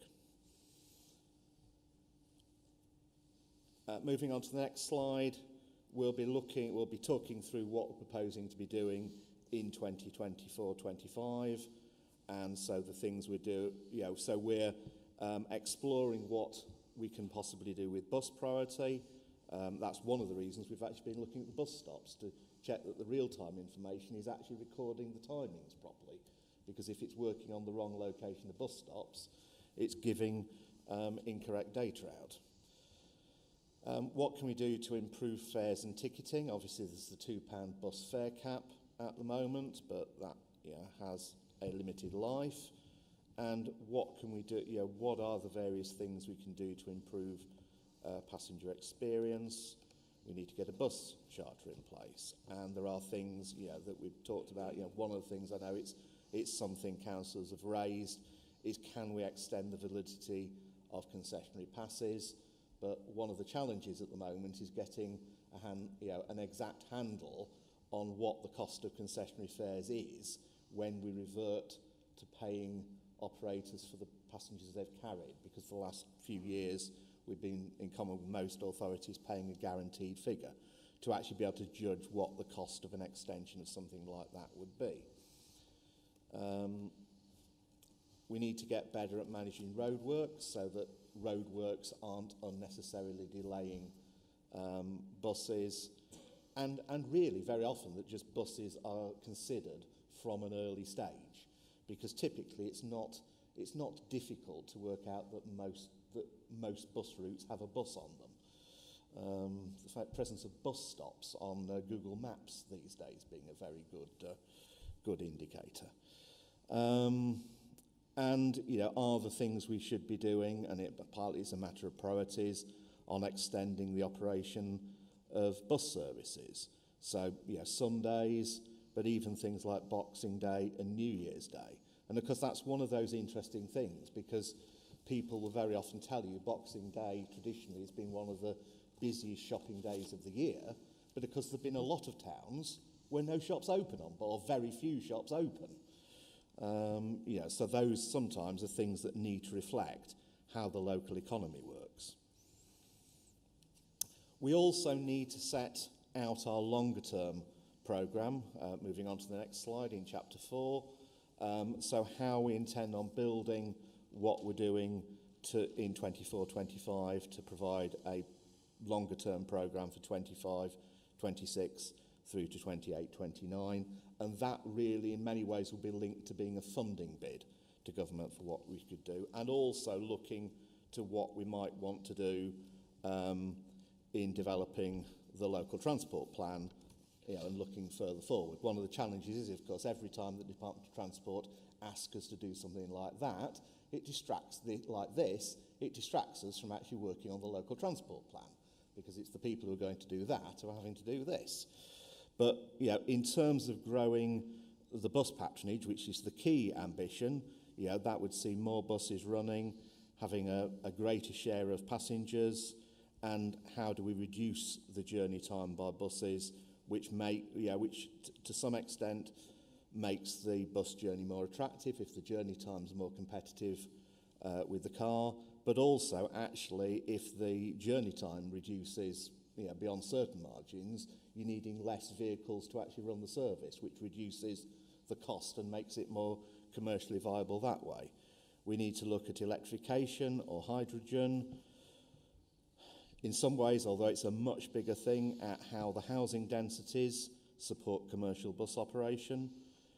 Integration with rail is something the department's very keen on, but not always the easiest thing when London commuting is one of the heaviest things because of how early people are heading to the station and how late they're coming back.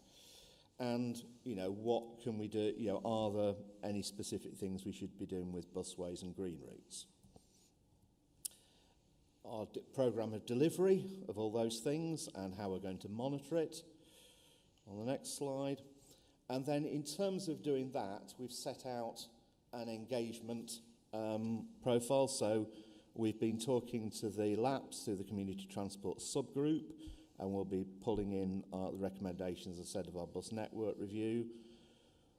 We're programmed in scrutiny. We've got programming to come to to this EAP twice, this time to sort of talk about what we're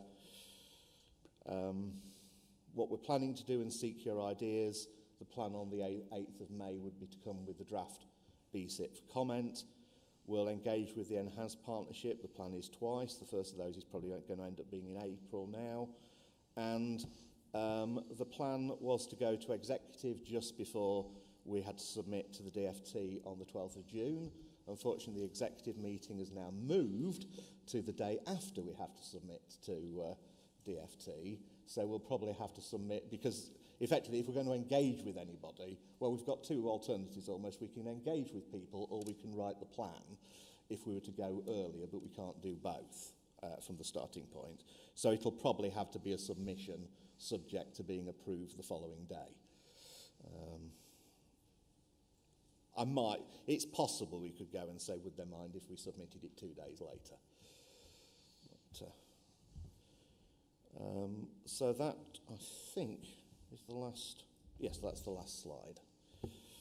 Thank you very much, Chris, for that presentation. I'm going to open this up to the floor.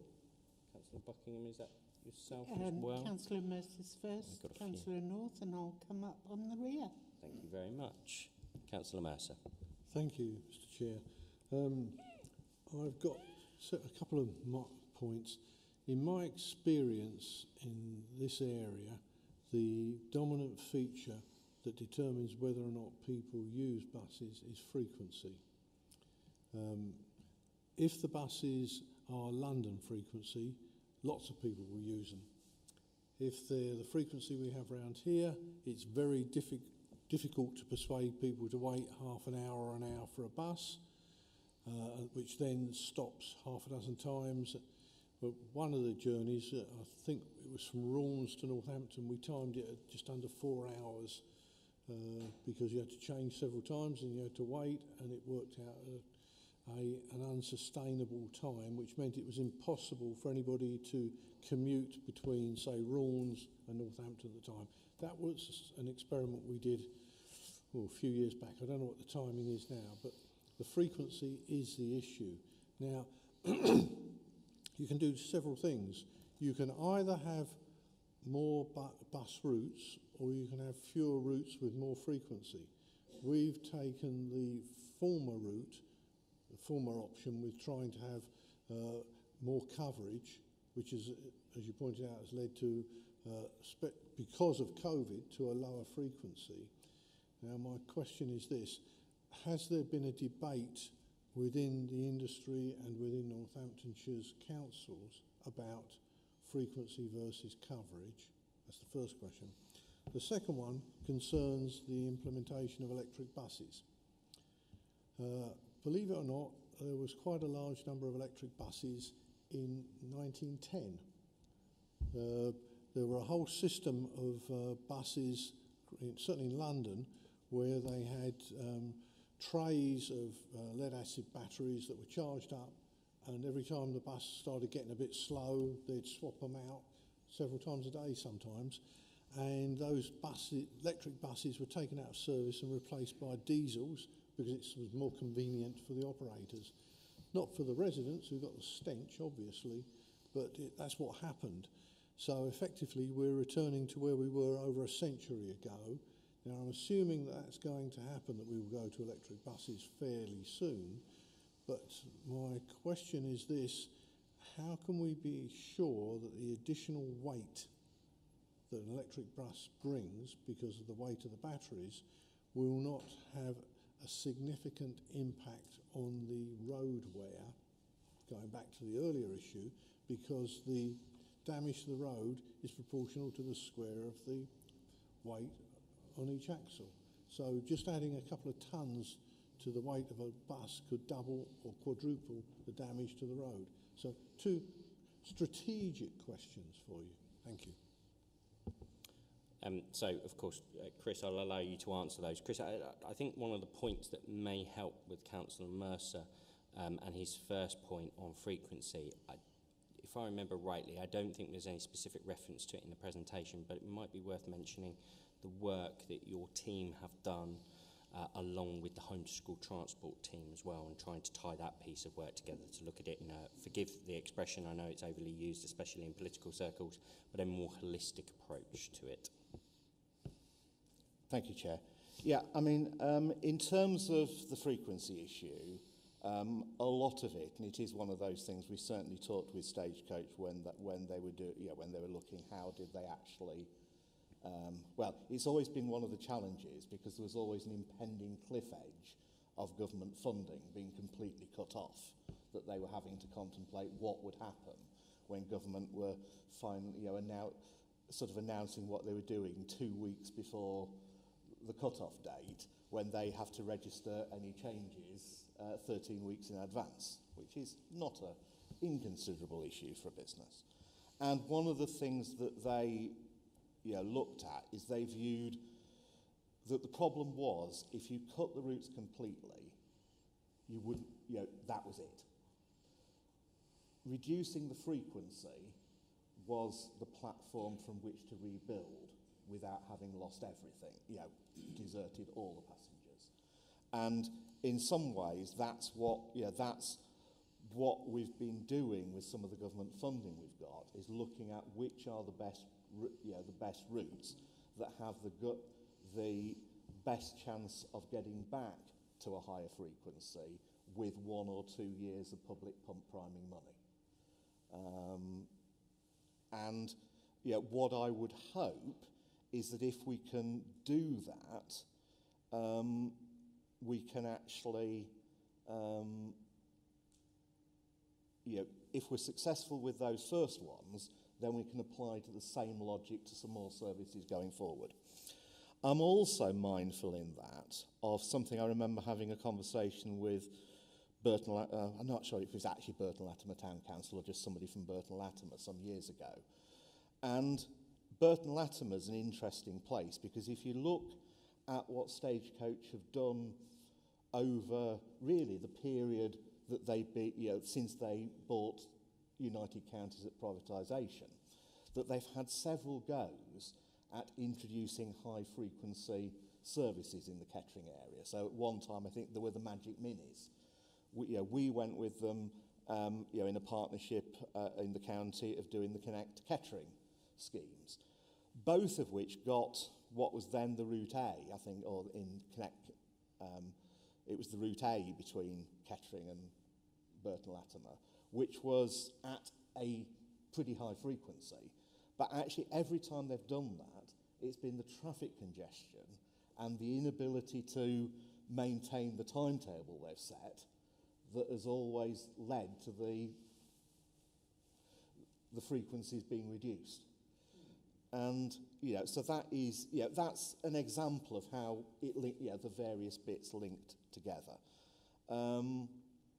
In terms of electric buses, I thought you were actually going to make reference to trolley buses, which of course are genuinely electric buses. I have travelled on Britain's newest, I went on the first public journey on Britain's newest trolley bus, I would say, which is a replica of the first one. I went on the last one before they took them away. Yeah, I mean, it is certainly the weight of the vehicles is something that has been, the industry is challenging of, how to do it, not least because it's been keeping it within the weight limits that they've actually got set. you know, in terms of axle weights. Because if anybody's ever noticed, if a double-decker particularly goes beyond a certain length, it ends up with an extra axle to actually carry the weight. Yeah, so they are quite close to there. And I have to say, it's something I'm not exactly sure of the answer, but I know it is something that the industry is looking at. And I know it's a particular challenge when it comes to electrifying coaches, because part of the challenge with coaches is because the floor's high, they have no problem in putting batteries in coaches that will give them a decent range for doing coach holidays and things. The problem is that once they've filled it with batteries, nobody can take any luggage with them anymore, because that's where the batteries have gone, and that is a real challenge. But actually, that's not irrelevant to us, because of course it's those coaches some years down the line that are typically our home to school transport fleet. You know, so it is, that is one of the challenges that the industry is facing at the moment. Thank you very much. Councillor Mercer, had you got a follow-up on that? I think that was a very comprehensive answer. It illustrated where there are issues, where there are opportunities, and it suggests that the officers have got a handle on where we'll be going in the future and what our future should be. Thank you very much. Councillor North. Thanks, Chair. Got to be parochial for a change on this one. In relation to point 3 for the slides online, in relation to improvements to experience and bus stops and information and better use of technology. It's just a concern in the Rushden area, Chair, that there is no live information bus stops at all. We're still relying on carrier pigeon and the old paper timetables. They've been promised for at least a decade. Just, if you're going to improve, not just frequency, but actually people waiting. And of course, it's quite a busy route between, obviously the A6 between Bedford and the turnaround, obviously to Kettering and so forth, and all people, travelling to the lakes and everywhere else, Chair. Just in ever a day, is it ever going to happen? Because, as I said, it's been over a decade and it really, you do go somewhere else, most other towns now, and the difference is quite considerable when you've got a live timetable in relation to actually having nothing at all, apart from just waiting for the bus to turn up. So. Of course, Chris, over to yourself and discuss about technology and apps, hopefully. Thank you, Chair. So, there's two things there. We did, in the original BSIP, have a programme in there for replacing the signs that we've currently got with new technology, because it's the typical sort of new technology that 5 years after you've done it is out of date and you can't get the parts anymore. So we're hoping to make a start in doing that this year. With the government funding we have got, if Department of Transport let us use some of it as capital. And the intention then would, if we can get continued funding for future years, is to roll that out more widely in the later stages of that. It's worth saying, and it's not generally a well-known thing, that actually when I was talking about the coding of the bus stops, if you actually know the code of the bus stop, you can get the real-time information on a mobile phone. But that is one of those things that the codes haven't ended up being well set out on the bus stops. And it's one of those things not a huge number of people are actually aware of that actually does work. There's probably far more people know that they can get the train times for the local station than the bus stop that's round the corner from them. Thank you. Councillor North, did you have any follow-up on that? I didn't hear an answer, Chair. I was just whether if anything is actually ever going to happen in relation to modernising. It's fourth largest town, growing population, nearly 40,000. If you're trying to get people on a modal shift. I appreciate what you said about having a mobile phone, but most places do now have some better interactive timetabling and live timetables that just do not exist. It's Yeah, I say it's something we hope to get funding for in the near future. Work in progress, I think, is your answer. And Councillor Buckingham. Thank you. I have a couple of things. In terms of bus passes, you've got to understand the customer and what happens. The buses changed a good 17 years ago, where people who had bus passes could use them more or less any time of the day. Or it went to a service where you paid £1 before 9:30 to, then be able to get use of your bus pass. Then it changed again to only 9:30, where you could board a bus with your bus pass. The problem is anybody coming into a town before that time would buy their ticket. They would then give that ticket to somebody else who would pay and come back on their bus pass, literally making 2 journeys that the county council was paying for. And I wrote to the county council on that and said, you're missing a trick here. You need to know, this goes on, this happens. Because I used to come into Corby every day on the bus, so would see these things happen.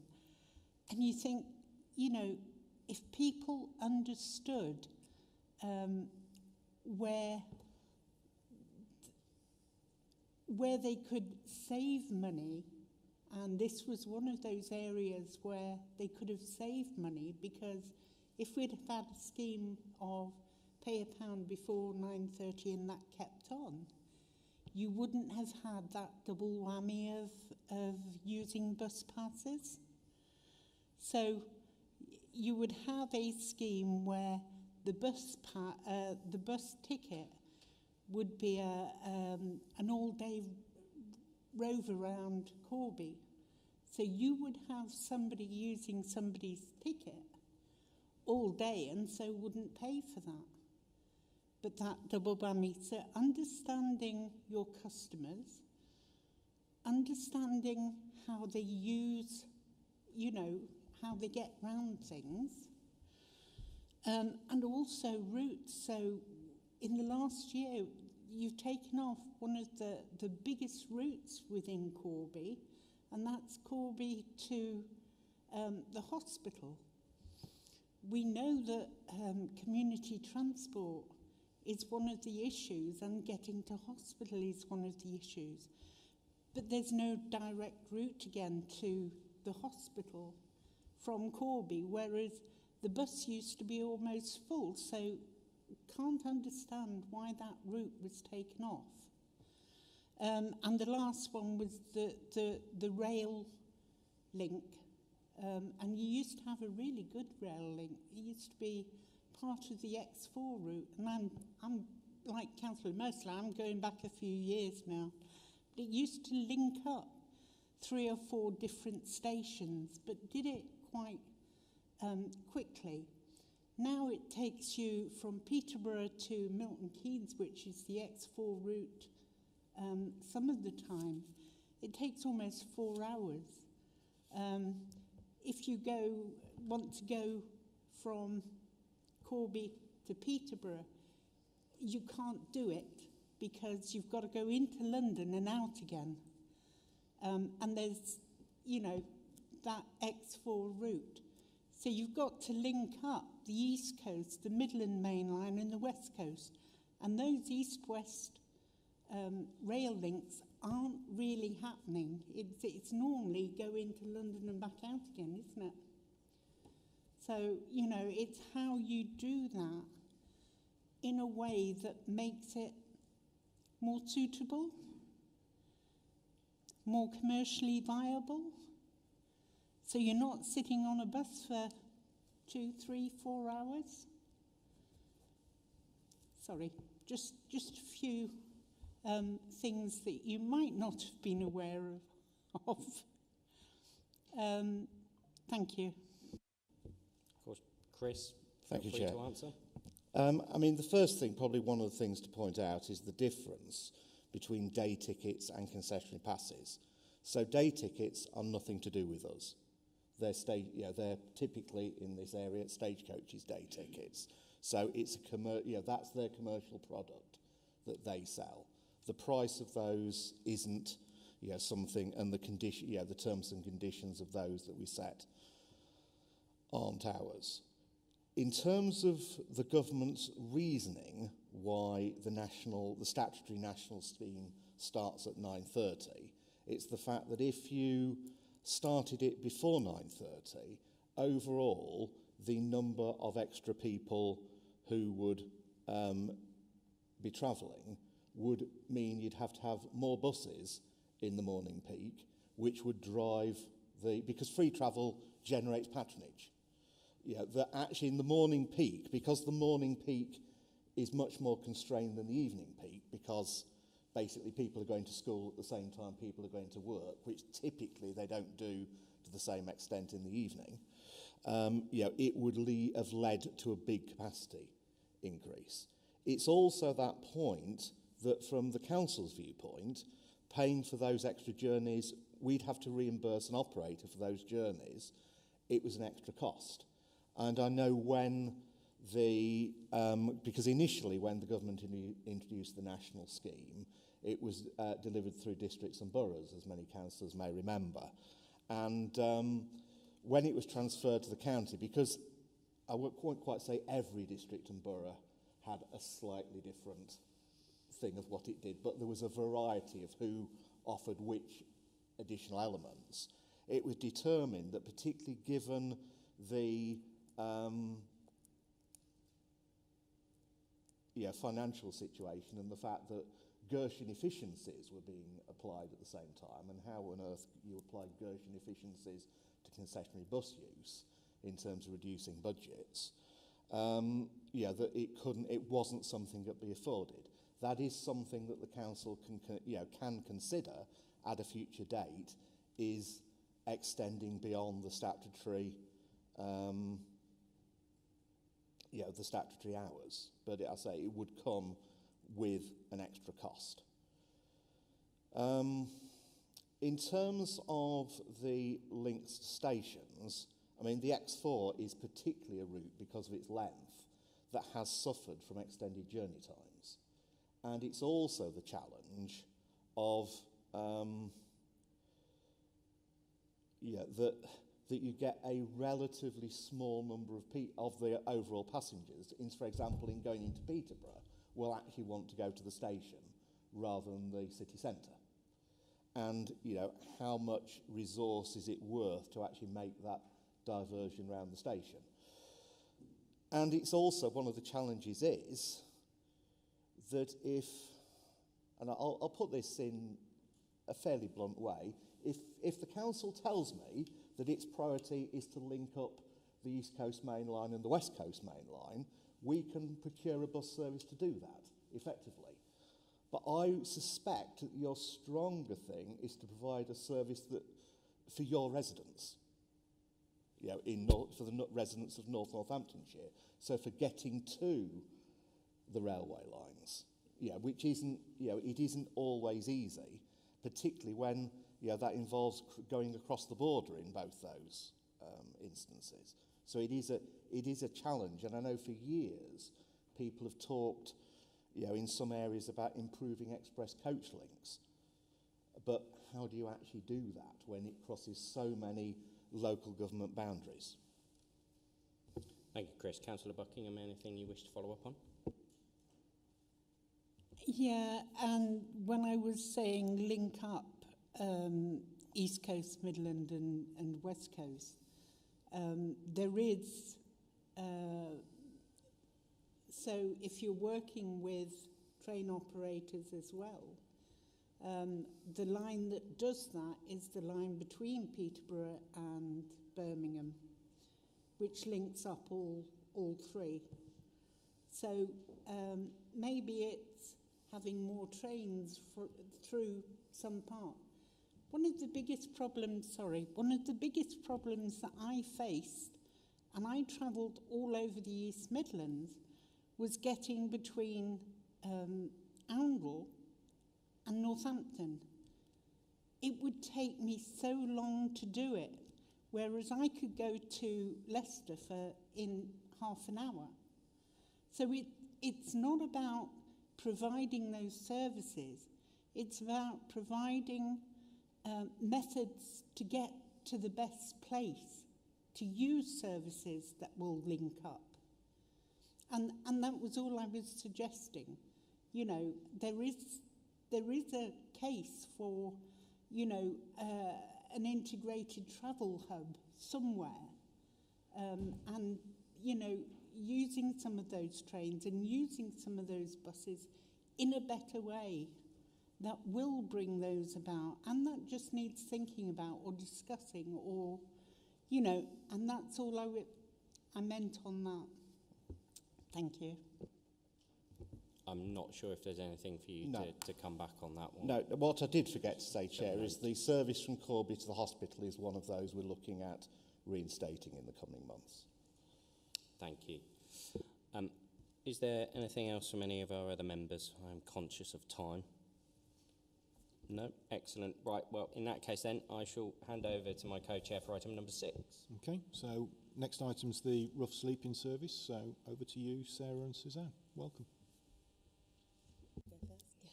Thank you. So we're going to do a bit of a double act, going through the slides that we shared ahead of the meeting today. So I just wanted to give a bit of background of the rough sleeping service we've got in Northamptonshire. It's currently funded through the Rough Sleeping Initiative from DLUC. Back in 2022, we actually had the opportunity to put a bid in for a longer period than the annual bidding round of a 3-year period. And we were successful in securing just over £2 million for the rough sleeping service. So this covers staffing, accommodation costs, and also an intervention fund that the team can use to help rough sleepers. The service is now fully functional across the North Northants area, and it offers a seamless single service of both assertive outreach out and about in the community, but also in-reach for rough sleepers being supported in accommodation.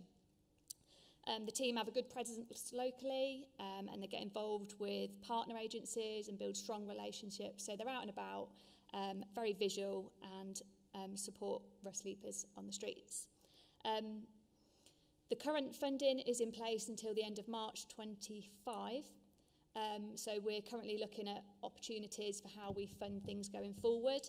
At Executive last week, the Single Homeless Accommodation Programme, the SHAP funding as we call it, is something that we'd secured so that we can extend one of the provisions for a longer period. So that's for a 3-year period, and that's £800,000. We're also really excited as a team about the public health funding we've got that was approved in January at Executive, which is going to help facilitate wraparound support on the streets. So hopefully that'll be mobile in April time. So the team will have mental health workers and drug and alcohol workers going out and about in the community with them. We've included in the pack a structure chart of the team, so who we've got, and we've got Sarah as our rough sleeping coordinator who runs the team, and we've got some colleagues over there that we've brought along today to help with any of the questions. So we have a senior rough sleep worker who's Sharon, who looks after the complex cases and helps Sarah support the team. We have Hannah, our dedicated housing options advisor, so she helps with assessing rough sleepers' needs. And then we also have a separate pot of funding. There's quite a few pots of funding attached to rough sleeping. The RSAP programme, so the rough sleeping accommodation programme, where we were successful in securing capital funding for 10 one-bed properties. And attached to that funding, we have 2 tenancy support workers that support the rough sleepers in that accommodation. So that's Tanya, one of our tenancy support workers. So you can see from the chart, there's a range of roles within the team. So we have rough sleeper workers that are based within areas across Northampton, so they have dedicated areas so they can build up that engagement and trust with rough sleepers in that area. We have housing options advisor. We also have a new post that's come in, which will be an accommodation officer, which we've secured additional funding for. So that will help to build our relationships with other providers to help with supported accommodation and getting them placements for our sleepers. Yeah, I'm getting there. And then throughout this period, DLUC have offered other opportunities for additional funding. So we've had some additional targeted funding, it's called. So along with the accommodation officer, we now have a dedicated adult social care worker that works with the team and again is out and about helping support cases. We also have, through that funding, a tenancy support worker who works more closely within households within temporary accommodation to try and be that prevention to reduce the risk of people rough sleeping. So we've got quite a lot of funding going on at the moment, which is all grant funded, but it's offering a great service across the area. So the team work hard to build relationships within each of the localities across North Northants, and over the last few years have got strong presence within the Daylight Centre, various soup kitchens. There's a whole list of places the team go throughout the week, and we're always trying to build further relationships with local partners and voluntary sector, and we're currently exploring somewhere in the Rushden area, aren't we? So yeah, if there's any ideas of where we can reach out, then please let us know. I think I've rattled through that first bit. Sarah's now going to talk about the actual rough sleeping pathway itself, so as in when we've first received notification of a rough sleeper, what the team do to support them through. Yeah, okay. So talk you through the process of what my team will do and from start to finish. On receiving a report of a rough sleeper, and that can come from various different streams. So it can come from the general public, it can come from internal teams, it can also come from police, hospitals. We get multiple reports. The team will respond immediately, so we will be out straight away during the day to identify where that rough sleeper is and see how we can support that person if they're not already known to us. Quite a lot of the time they are known to the team at the point we get the report. We're already aware of them, but we're always welcoming new intel at all times. Those individuals will then be supported with an assessment so we can identify their needs. Why are they rough sleeping? How has it come about? How can we potentially support them? We don't always get a warm welcome initially, so we have to try to build on that engagement to work with that individual, because the likelihood is they've been through trauma. It might be childhood trauma, adult trauma. They may be suffering with an addiction. So there's multiple things that the team need to take into consideration when making that initial approach. We will immediately get that rough sleeper assessed by Hannah, who is our dedicated housing options advisor. That was a role that we introduced just less than 2 years ago to ensure that we were acting and responding in a really sort of timely manner, because we wanted to ensure that that part of the service was out on the streets to those individuals, because these individuals don't always come to us. So we wanted to ensure that if there was a statutory duty owed to those individuals in regards to their priority need, we were responding immediately and acting accordingly within the legislation. If there is not, we will then look to what can we do? How can we help that individual? It's not always accommodation. It might be that there is just help around their mental health. It might be reconnecting with family and friends. It may be helping to drug and alcohol services. We link in with adult social care. We link in with community teams. We will then look at a package of support for that individual, and it's tailored to what they want, not what we think is suitable for them. It's what they want and how they can overcome their barriers. We do sometimes use our discretion where we maybe can't intervene as quickly as we would like and get somebody off the streets as quickly as we would like, and we will look at placing them into temporary accommodation within the council, and the team continue that dedicated intensive support to those individuals placed to enable them to sustain an independent tenancy. That is the ultimate goal. Now, there may be all different avenues that might be. That might be in the private rented sector. That may be through social housing. It may be supported accommodation. So it's just depending on that individual and their need. On to the next slide. I'm going to talk you through a little bit about Everybody In. The Everyone In initiative, I would like to think majority of people know what the Everyone In initiative was. So as we were hit with COVID, the government asked all local authorities to accommodate all known rough sleepers under the Everyone initiative. We responded to that, and we accommodated all of those genuine and known rough sleepers. We, as a council, we are still continuing that commitment, and what we say to our rough sleepers is it is a commitment to ensure that we're making it rare, brief and non-reoccurring. We want to ensure that we have a dedicated pathway and service to support them completely, that wraparound. We, as I said, the team offer that dedicated intensive support tailored to that individual, and as Suzanne's mentioned, with the 10 one-bed properties, that's really tailored for our most complex individuals, our entrenched rough sleepers that have been round that revolving door. They've been in every possible provision that you can think of in Northants. They failed in the private rented sector, and they are now receiving that dedicated support based on how they want it. So it's led by them, and it's led on the Housing First principles, and Tanya's here today who delivers that support to 5 of our rough sleepers. We work in partnership with lots of agencies. It was evident when we first aligned the rough sleeping service that wasn't happening, and it wasn't happening consistently across NN, but that's something that we've really grown, and I'm really proud of the work that we do with all the different partners: adult social care, mental health, Change, Grow, Live for our drug and alcohol service. We work with the Home Office, we work with probation, we work with individuals that are not eligible, they have no recourse to public funds. So how can we help them people? So we will help them with obtaining visas and getting their status to enable them to work. The team have done some fantastic work with employment agencies. Recently with a large company in Corby, they've been out to see the company to put a pathway in place to try and help some of our rough sleepers into work, which has been a real barrier. We need to grow our knowledge around and the availability into the private rented sector. It's a very difficult provision to move into with our particular cohort that we support, but it is something that we do want to look at further. We are seeing, just moving on to the next slide, around sort of supported accommodation, we are seeing numbers massively increase with regards to individuals with complex needs. The SHAP funding was discussed last week. That was an area that we looked at the gap analysis and identified that the provisions that are available within Northants at the moment weren't suiting the needs of those individuals that are rough sleeping.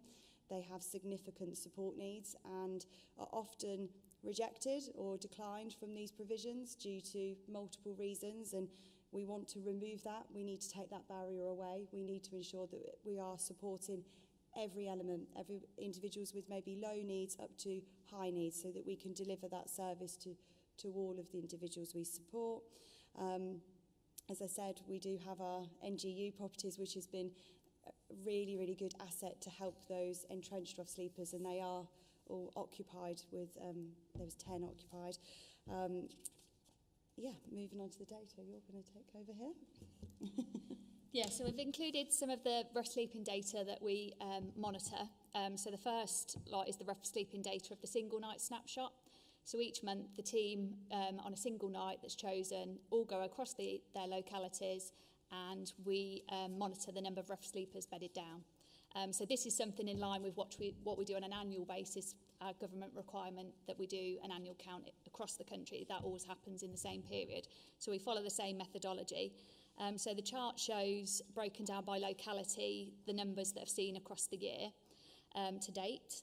In comparison to last year, 22-23, the numbers are lower, but the numbers doesn't specify an individual, because actually they could be seen on more than one occasion.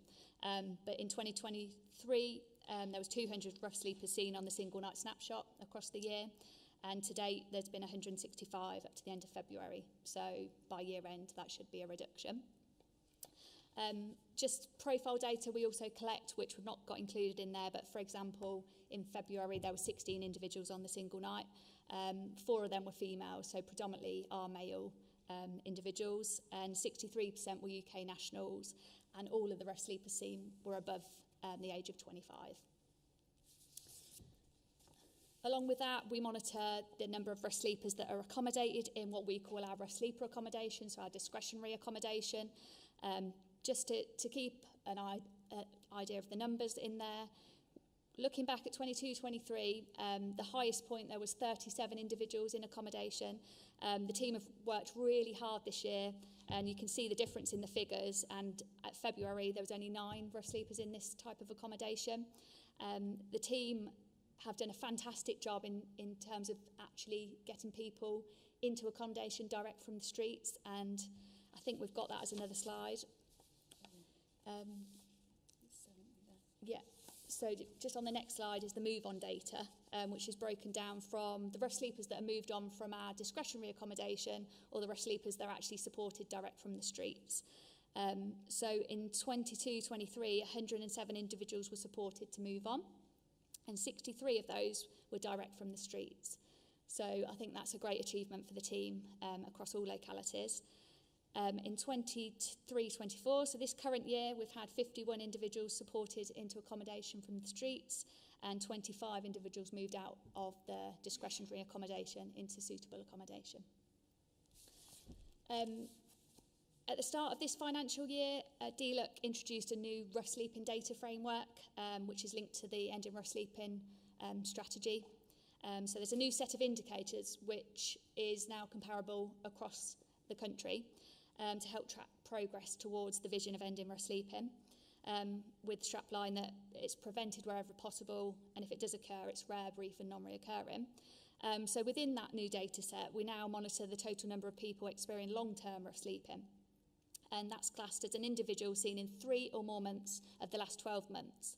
And if you look at the table on the left, you can see that that's significantly reduced since April 23, and that's down to the 10 RSAT properties that Sarah's discussed, and the entrenched rough sleepers that we've been able to accommodate in that type of accommodation. And we've got some great success stories and case studies that we'll be producing to share the difference that that's made and how they are coming on in them properties. The other indicator that we now monitor is the total number of people returning to rough sleeping. So by DLUC's definition, this is a person seen rough sleeping again after no contact for 2 or more quarters, whichever is the shorter. So this, I think, is now the team's area of focus going forward, looking at the numbers. And this can be down to refusals or breakdown of placements or the real complex cases which the team are facing much more frequently. So that's a quick rally through of the data. Sarah's just going to give a brief overview of the SWEP process as well, and then we're happy to take questions. Thank you. Yeah, so just talking about SWEP. So SWEP is our Severe Weather Emergency Protocol. What is SWEP? So it's when when the weather gets to a certain point, whether it could be cold or warm, it doesn't just have to be cold, we have to trigger that protocol, and it's our humanitarian obligation to prevent deaths on the streets. So we will monitor that and trigger accordingly. The policy is available on our website, and I think there is a link in here to that. SWEP provides that additional, that extra safety net for us, for those that are already being supported by the rough sleeping team. It allows us to also increase opportunities. We sometimes see that when SWEP is triggered, some individuals do accept to come into accommodation where they may be refusing. So we use that window of opportunity to try and keep those individuals in temporary accommodation to continue that work with them. There's no single definition for severe weather. We don't have the 3-night rule in place anymore. There used to be where it had to be minus for, don't know what's going on there, for 3 nights or more for us to trigger. But we now use a common sense approach. So we will look at the weather forecast, we will take into consideration even the wind speeds, feels like temperatures, how long that period is for, whether it's for the whole night or whether it's just for an hour. The likelihood is as well, when we trigger SWEP, it's across Northamptonshire. We wouldn't single areas out, we will just do a blanket approach. And as I said, it's not just about the cold weather, we also look at the hot weather. not last year, the year before, you may remember that we had a few sort of cases of really, really hot weather. We managed to secure 16 extra provisions across Northamptonshire to deliver shelter for our rough sleepers to go and come out of the heat, to get water, sun hats, sun cream, and they were operating 7 days a week. They were in churches, libraries, swimming pools, coffee shops. The community was brilliant with working with us, and we even had little pop-up stations in all of the council offices as well. So we do look at the hot weather, because a lot of our cohorts may have addiction to alcohol, so that can be really dangerous, especially in the hot weather. So what do we do when we trigger SWEP? You may have all seen the SWEP emails that get sent out to you. So the minute that I monitor the weather constantly, I feel like a weather woman. I look at it every hour of every day at the minute. So the moment I circulate that SWEP activation email, that will go to internal and external teams, elected members. My team are already aware. They know at 6 o'clock that morning. They've been mobilised. They're out there. They know who they're bringing in. They know those rough sleepers that need to be accommodated. There are occasions where we get new intel. So we receive, at the moment that SWEP is triggered, we receive a flurry of reports of individuals that are rough sleeping. Some are known to us, some are not. And we will act accordingly to identify whether that individual is a genuine rough sleeper, and we will accommodate them if need be under SWEP. I will arrange all the SWEP accommodation, we'll record all the placements. We have to take risk into consideration of that individual, potentially a risk to themselves or risk of others. We will also look at where they're going to be placed based on their needs. They may be dependent on picking up medication, so we do have to take things like that into consideration. We help all of those individuals that are placed into accommodation. We have just recently had some feedback that where we may have had to place one or two out of area, what a good idea to give them a local provision list for somewhere that they're not within Northants. Great idea. We've put that in now to ensure that if they did get placed out of area, they know where to go to get provisions. The team support everybody that's in accommodation, so they'll ensure they have a SWEP food pack, everything that they need, and we'll carry out full housing assessments if they're not known to us, so we can look at the next step of how we support them. We keep the weather under review, and then when obviously the weather gets better, we will then end SWEP, and all of those individuals are supported either back out to where they were, or whether we will keep them in under accommodation, temporary measures, or whether we can help them from that period of time they've been placed. So who is eligible for SWEP? As I said, it is genuine rough sleepers. It's not for everyone that just has a housing need. We see a huge increase of intel come through to the team when we trigger SWEP. It can be really challenging, because we find that we put a lot of resource in trying to actually find out whether these individuals are genuine and in need, and sometimes we don't want to miss those people that are. For example, on the last spell of SWEP, we looked for an additional 39 people over that period, so my team were out in the cold looking for those people, and they weren't found, and we never received reports of those individuals again. So it's really challenging, and we can understand why people may do it, but it puts added pressure on when the weather is cold. It's for individuals that have no safe and suitable indoor shelter. We ask that they agree and work with the assistance offered with the council, and also abide by the rules of the SWEP accommodation provider. We also have to take into consideration risks as well. It can be challenging. We had one case when we triggered SWEP last time that we actually couldn't accommodate this individual. Their risks were just too high. We went to 12 provisions with this individual's risk assessment, and he was declined based on that. So belt and braces were that we provided him with as much as we could to keep this individual warm. The team went out as much as they could to try and support him to help with that, but unfortunately we didn't have anywhere that we could place him. But that is very, very rare. That's only ever happened once, and I've been in this role 3.5 years. So I've gone through sort of the SWEP process there. There is a flow chart for you to see. As I said, it's an opportunity for us to engage. DLUC have been involved in our SWEP process, and they fully give us sort of backing on our approach. and I believe we have a very robust and sort of watertight approach to SWEP. There is some SWEP data there, so you can see the times it's been triggered, how many nights, how many people have been placed, whether they're known to the rough sleeping team or not, so it's quite interesting to see that data. We do have out of hours, so we are fortunate that we have an out of hours service and we have housing colleagues that work on that out of hours team.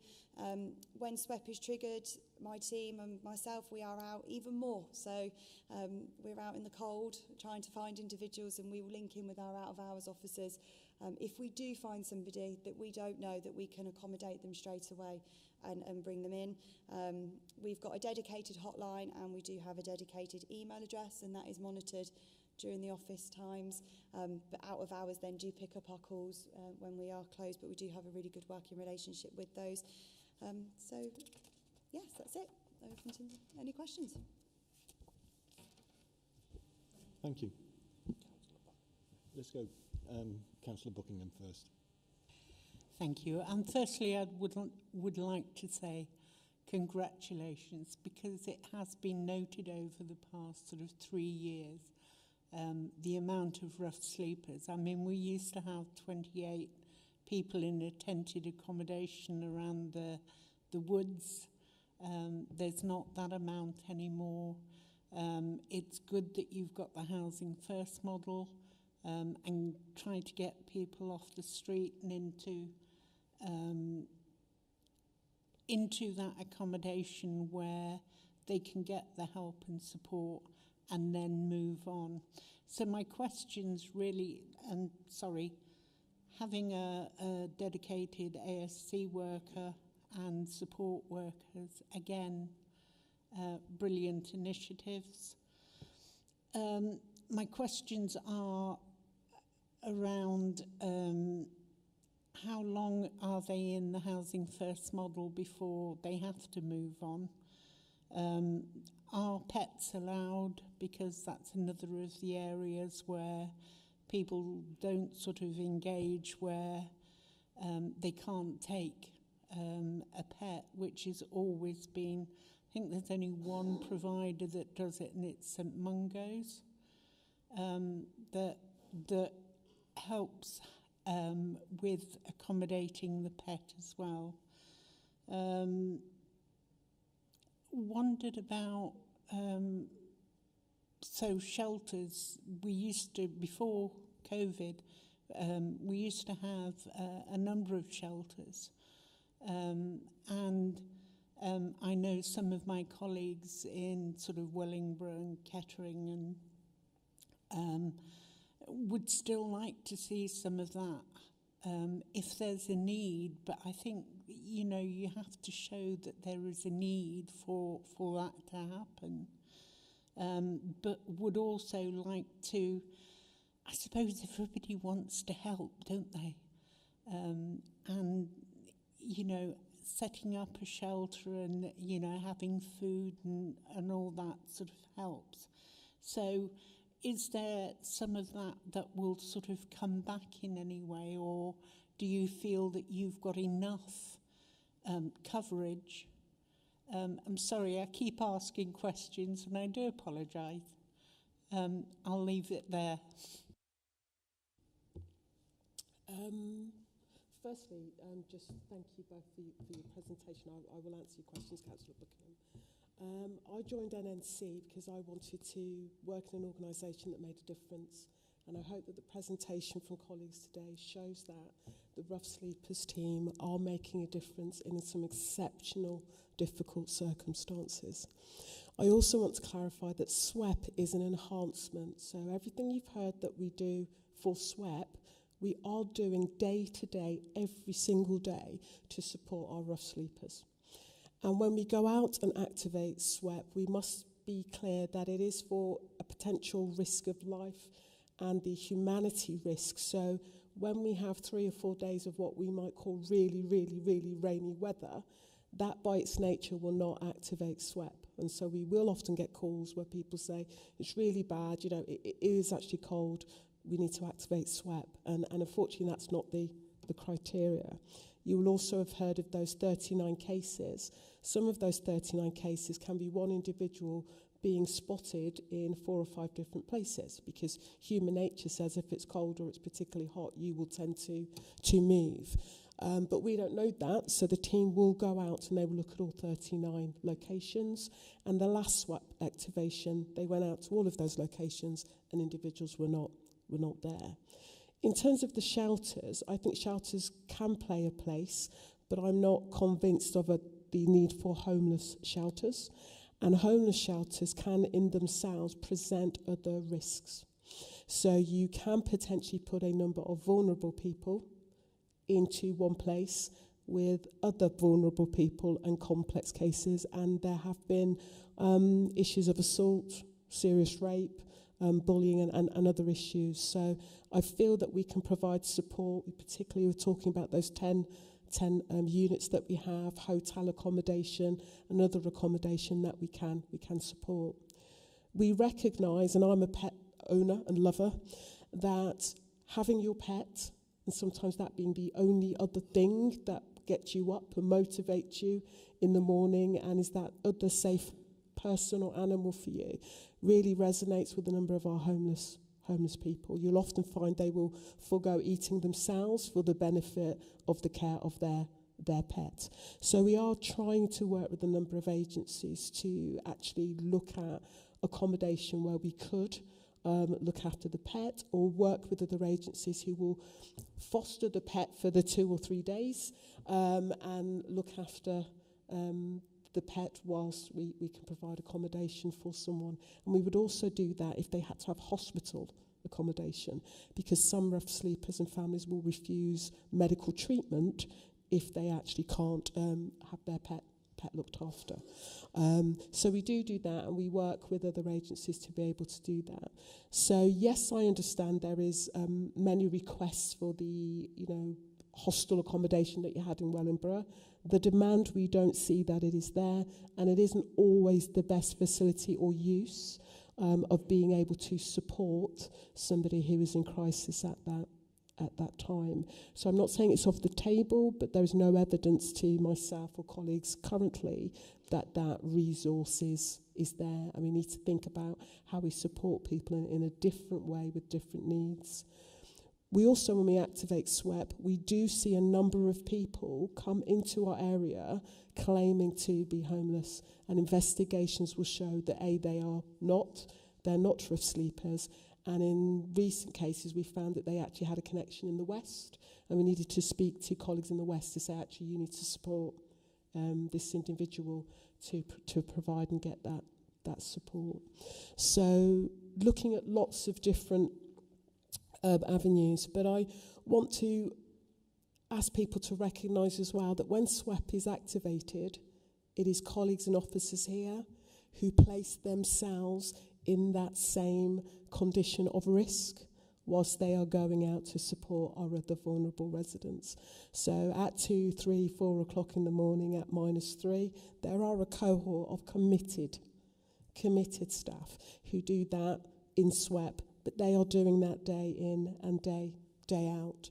So I'm really thankful that we are recognising the difference that they are making.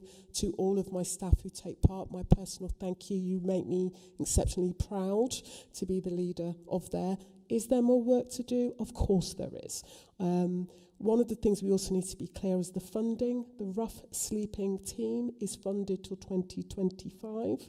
We need to think about what we're going to do funding that initiative going forward, because I think all round the table we recognise that it is an ongoing need, and I'm sure that at 6 o'clock on March 2025 all of our rough sleepers are not going to go, oh, okay, we'll disappear then.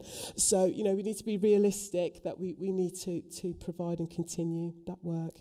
And we also need to recognise that there are some rough sleepers who do not want to be in a property. A property is 4 walls, and they find that overwhelming and trapped.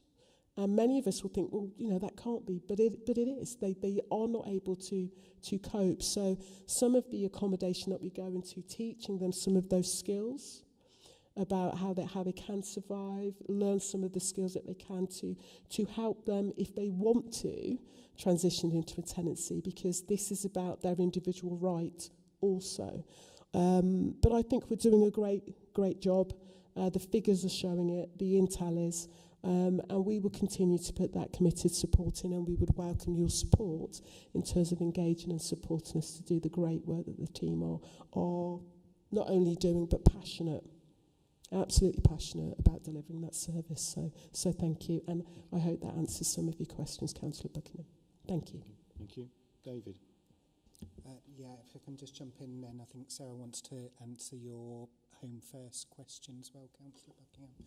I'd attest to everything that Yvonne said there. So I used to work as a hospital social worker and would get involved in the discharge of people who might be homeless from hospital. And on one occasion met a rough sleeper who'd fractured their hip. They refused to go into temporary accommodation, so myself, a physio and an occupational therapist, went out to all the areas where they rough slept and showed them the safe way of getting themselves from a sleeping position to a standing position where they wouldn't put their hip at risk of dislocation. Those are the sorts of things which these guys are doing day in, day out, trying to find solutions for complex situations.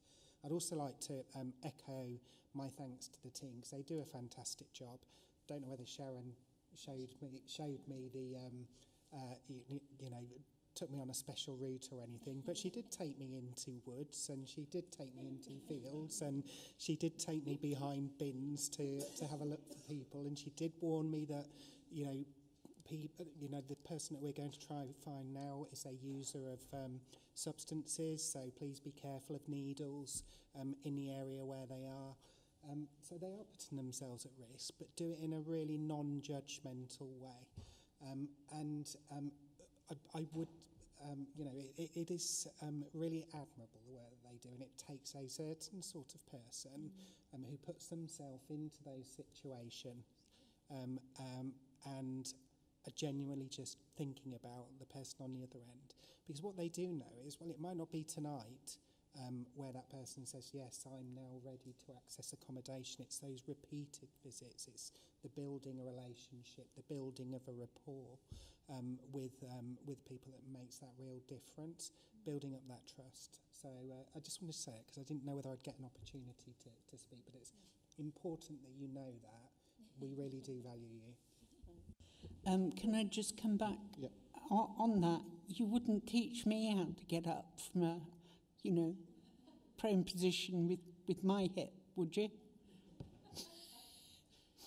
To be fair, it was the occupational therapist and the physiotherapist that did that.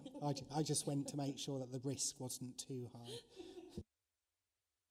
Just to come back to your, just to your question in regards to how long can someone stay in the Housing First model, which we actually call the Never Give Up project. We've got funding for 2 years for that project, so there's no time restriction. That individual can stay there for that 2 years if they wish. So it's all depending on their individual needs. Also, just to mention off the back of when Yvonne was discussing shelters, homeless shelters, we discussed this heavily with DLUC and actually the benefits of shelters, and they're actually exactly on the same on the page and pathway as us. It can sort of enable somebody not to engage with services, and it can prevent us being able to support that person because it gives somebody a relief for one night, but that's not going to solve the problem moving forward. So what we have is a pathway that can help individuals to sustain something longer term. Okay. Steve. Thanks, Chair. Firstly, big thank you from me as well. I know it's an incredibly hard job that you and your team do. And thanks for all the data as well. Lots of useful data in there. One thing that used to be very frustrating in the old legacy council time was we used to get a lot of data about numbers of sleeping, and it didn't match to what you actually saw. It was completely off because it was either done with database, so it was obviously done once a year, or relying on data that just was not accurate. So it's very good that you actually go out there and do a head count and actually know where people are. It makes a huge difference because it was very, very frustrating, Chair. One thing I don't quite and it's just my lack of understanding in relation to the properties, the 10 one-bed properties. Are they there until the temporary accommodation is or isn't sorted? Obviously tying up space overnight for sweeps or whatever. Are they moved on quickly, or is this just very temporary position? I'm not sure how and it's my lack of understanding more than anything else in just relation to how much they utilise and how quickly they move on to accommodation, or on how much space they take up if sweep's indicated or there isn't enough places, basically. So just to answer that, the NGU project, the rough sleeper accommodation funding that we got was to allow us to, we got grant funding, didn't we? Capital funding, sorry, to purchase 10 one-bed properties across NNC. And we wanted to deliver that project based on our gap analysis, what's the need, and it was to deliver that housing first model. So if you actually put that to one side, that's not, although they're there for up to 2 years, we don't really class that as like our temporary accommodation. Our temporary accommodation provisions may be, we don't really tend to want to use hotels because it's not always the right environment for our rough sleepers. A lot of our individuals are placed, we've got a temporary accommodation in Wellingborough, which was the S&H. We are losing that in a week's time, but we have managed to source other accommodation that is suitable to their needs. These individuals that are in the 10 Never Give Up projects are our most entrenched rough sleepers. So they will go in to have that intensive support, and it's up to 7 hours per week that they can have. Some have more, some have less. They're individuals that have been in supported accommodation already. They may have been into temporary accommodation and failed. They've declined multiple offers. We've got maybe 4 more individuals across North Northants that we would love to put those individuals in this type of model. If we had more, it would be great, because it's there. How we say it is leading on the housing first principles. It is housing first. There's no real rules, and individuals that are rough sleeping don't want to have to abide by those rules. They are suffering with addiction, and you're expecting somebody to go and stay in a temporary accommodation provision, but ask them, you can't drink or you can't take drugs, but they're suffering with addiction. Well, they're going to choose to stay out on the streets. They're not going to come in because I have an addiction.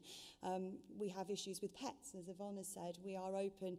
They're council, their own stock properties we've purchased now, so we can have pets. They can take their pets with them. So that's a massive barrier broken down.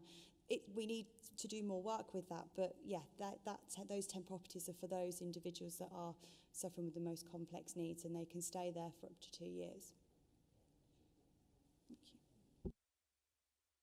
Thank you. Thank you, Chairman. Start off by pointing out something rather curious.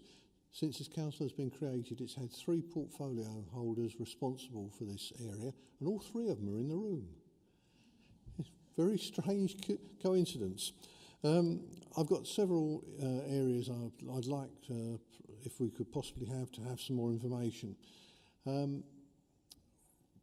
I was involved previously, there was a degree of churn amongst the rough sleepers.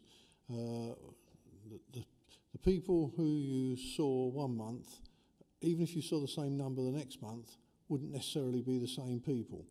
And they seem to move around the East Midlands to a degree, and it might be sensible to coordinate with the neighbouring authorities and see if there's a particular pattern which might help us with managing the situation. That's the first one.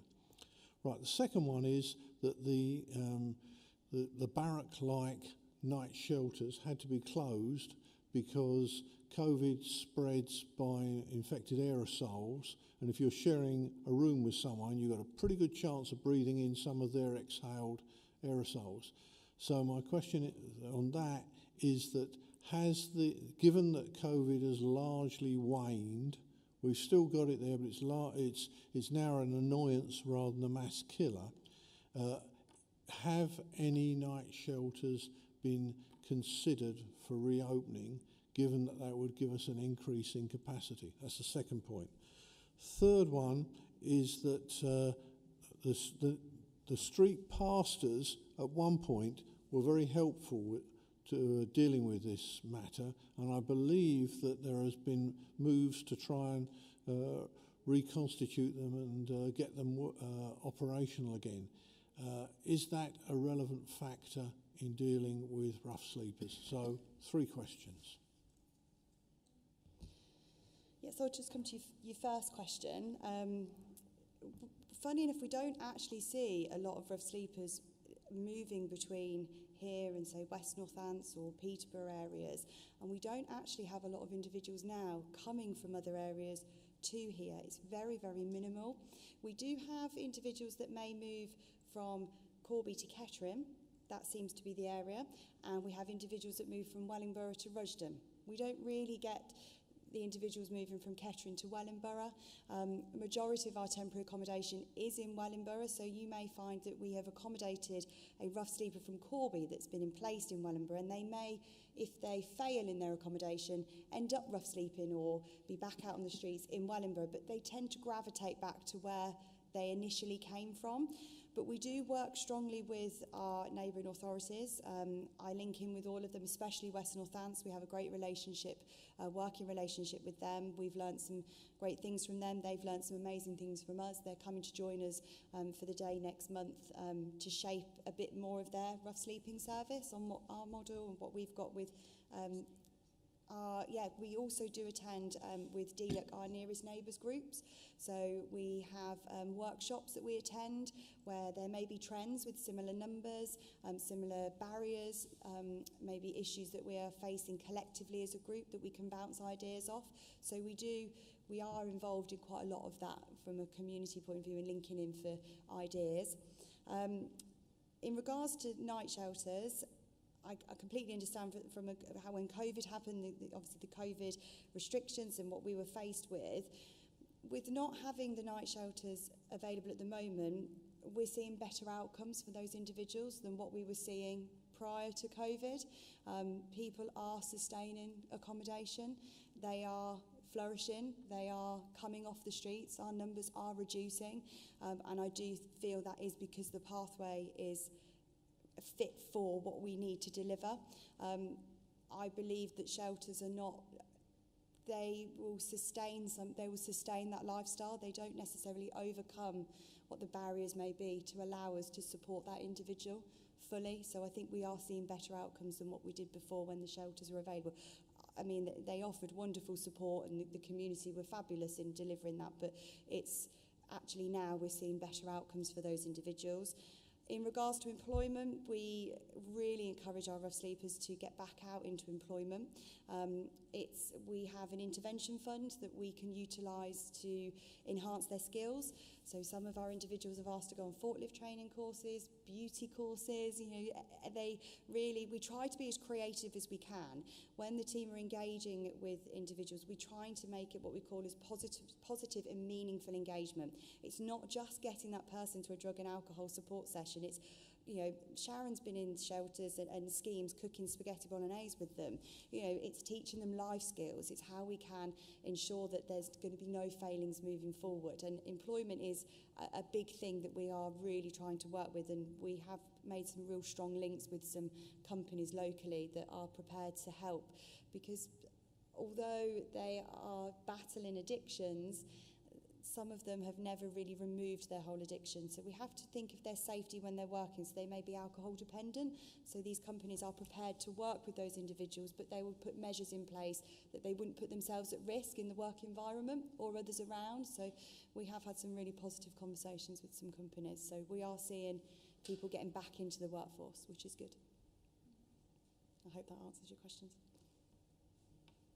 Any other questions or comments? No? Off you go then, Mr. Binley. Thank you very much. First question, out of hours. I know that this is something that's been raised before, but I just wondered where we're at with the outsourcing, of course, of our out of hours phones, because I know that that has proved challenging across the area. Still, along the same theme, talking of SWEP, of course, I remembered, and I did have a quick look at my emails, Back in 2022, we amended the SWEP protocol slightly based on some guidance from DLUC around severe weather, specifically the hot weather, because of course we'd had a lot of hot weather around then. I remember being in Sheerness House and how hot it was. Of course, as Yvonne has said, there's no single definition for that severe weather. And it's quite subjective, I suppose, is of course the bit that comes out of the SWEP protocol that we have.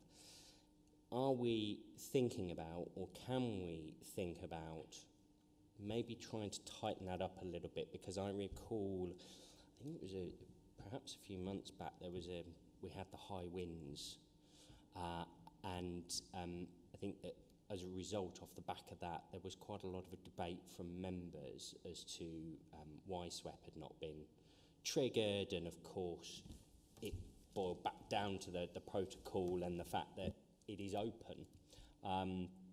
And the hot weather has kind of been nailed down a little bit more between the mention of the 25 degrees and the 40 degrees, and maybe there is something that we can do to just help tighten that up a little bit. On the notification for SWEP, bearing in mind Mr. Kane is still in the room, of course, how we notify for SWEP and the various channels that you currently use, and it's been mentioned to me by one of the other organisations operating in Wellingborough, and it's probably a valid point, as to whether we are able to use some of our highways notice boards to notify people that SWEP has been triggered. And that might well be something whereby we can actually notify people through another channel.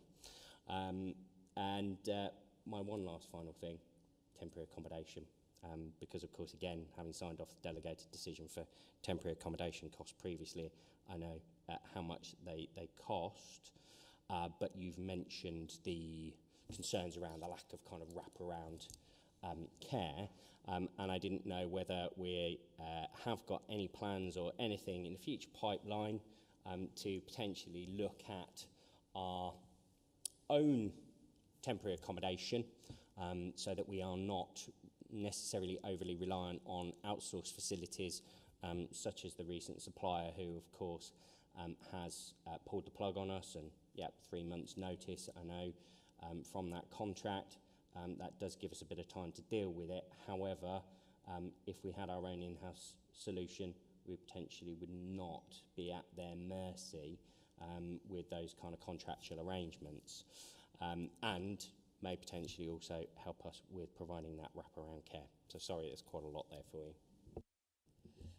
If I take your last question just around our own provision, yes, it costs us a large amount to pay for placements in temporary accommodation. So again, that discussion with the private sector is around what are there properties that we could lease and utilise and manage, and can we buy additional stock that we could transition people through and use as temporary accommodation. So we are looking at that internal provision. In terms of SWEP, I would say it's not a subjective decision to activate SWEP.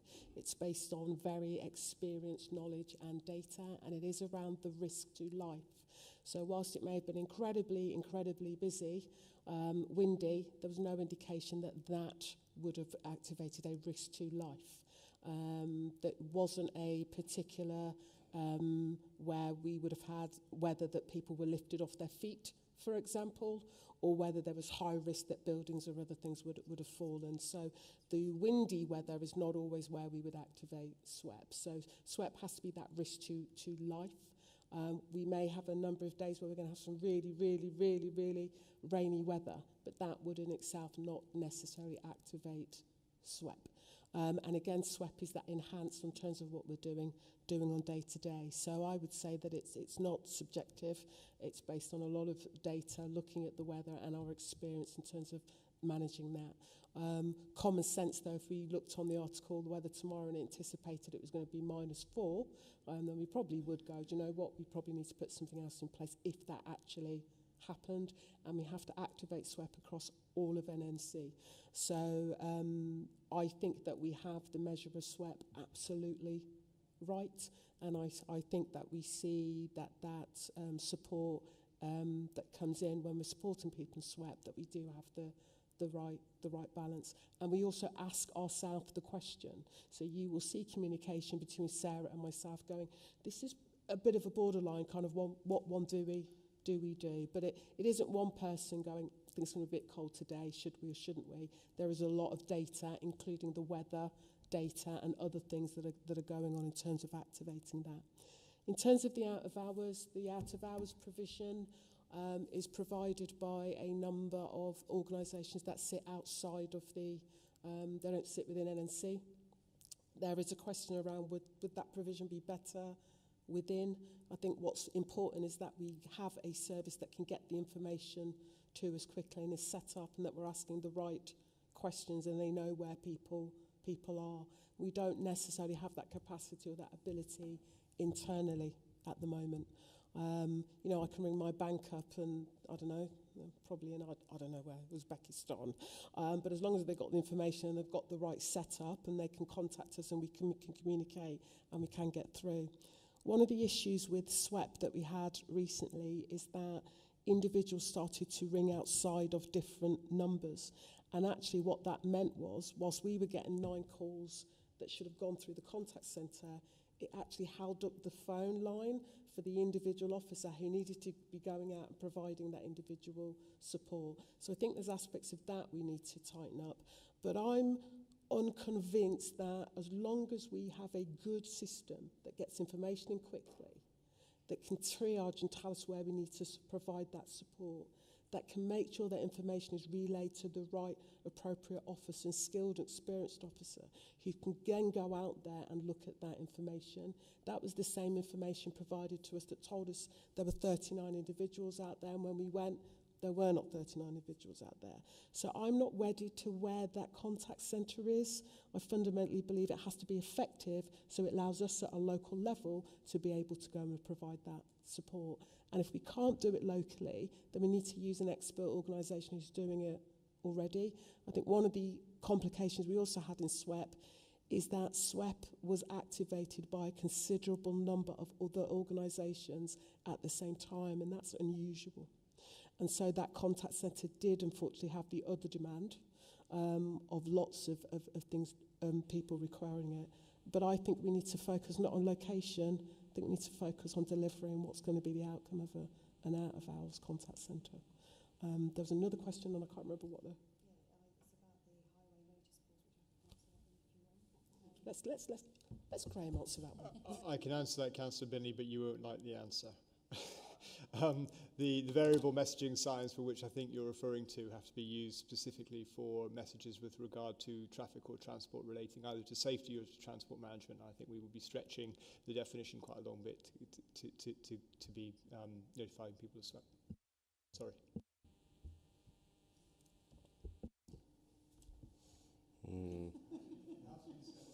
Yes, thank you very much. But yes, I think you're right. That would be a stretch if we've got to do it that way. Yeah, if I can just come back on a couple of points. The outsourced calls, yes, of course, I completely agree that it's not about where they are, it's about the right level of service.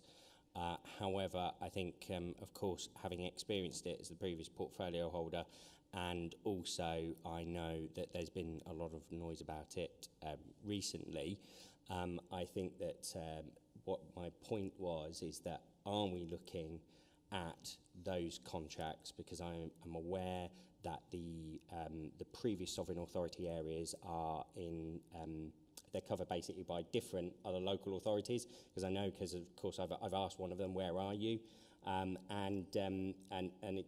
completely agree with you that it's about it being the right service, but I would question as to whether we are getting that at the moment, and I know that the team have done an awful lot to try and work with them to try and get those issues sorted. Let me just say that I started my working life running an outsourced contact centre.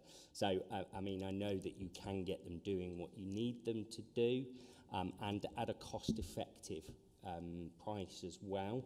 And also, just on the on the whole piece around SWEP and risk to life, of course, by saying it's subjective, I'm not saying that Sarah or whoever is sticking a finger in the air and going, oh, yeah, it feels a bit chilly today.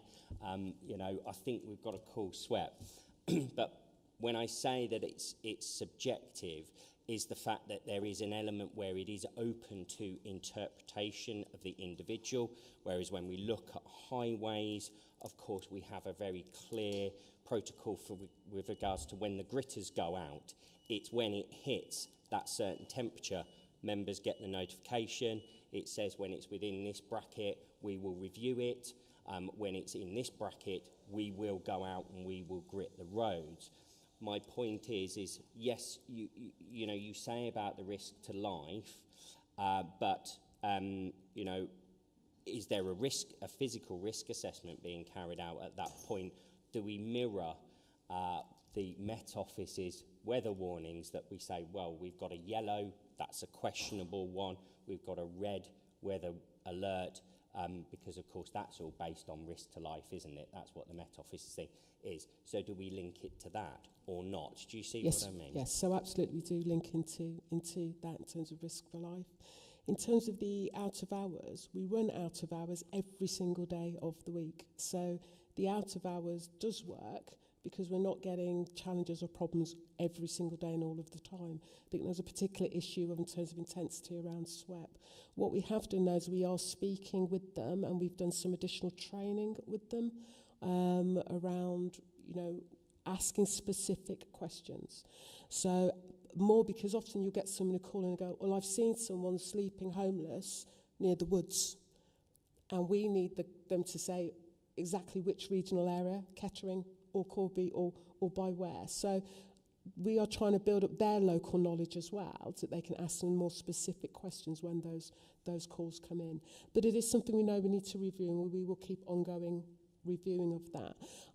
But I think that overall out of hours is working because it's working every single day of the week. But yes, when SWEP comes into play, I accept that there is more requirement and intensity on that, and it is something we do need to have a look at. So absolutely, it's some of the additional work we can do.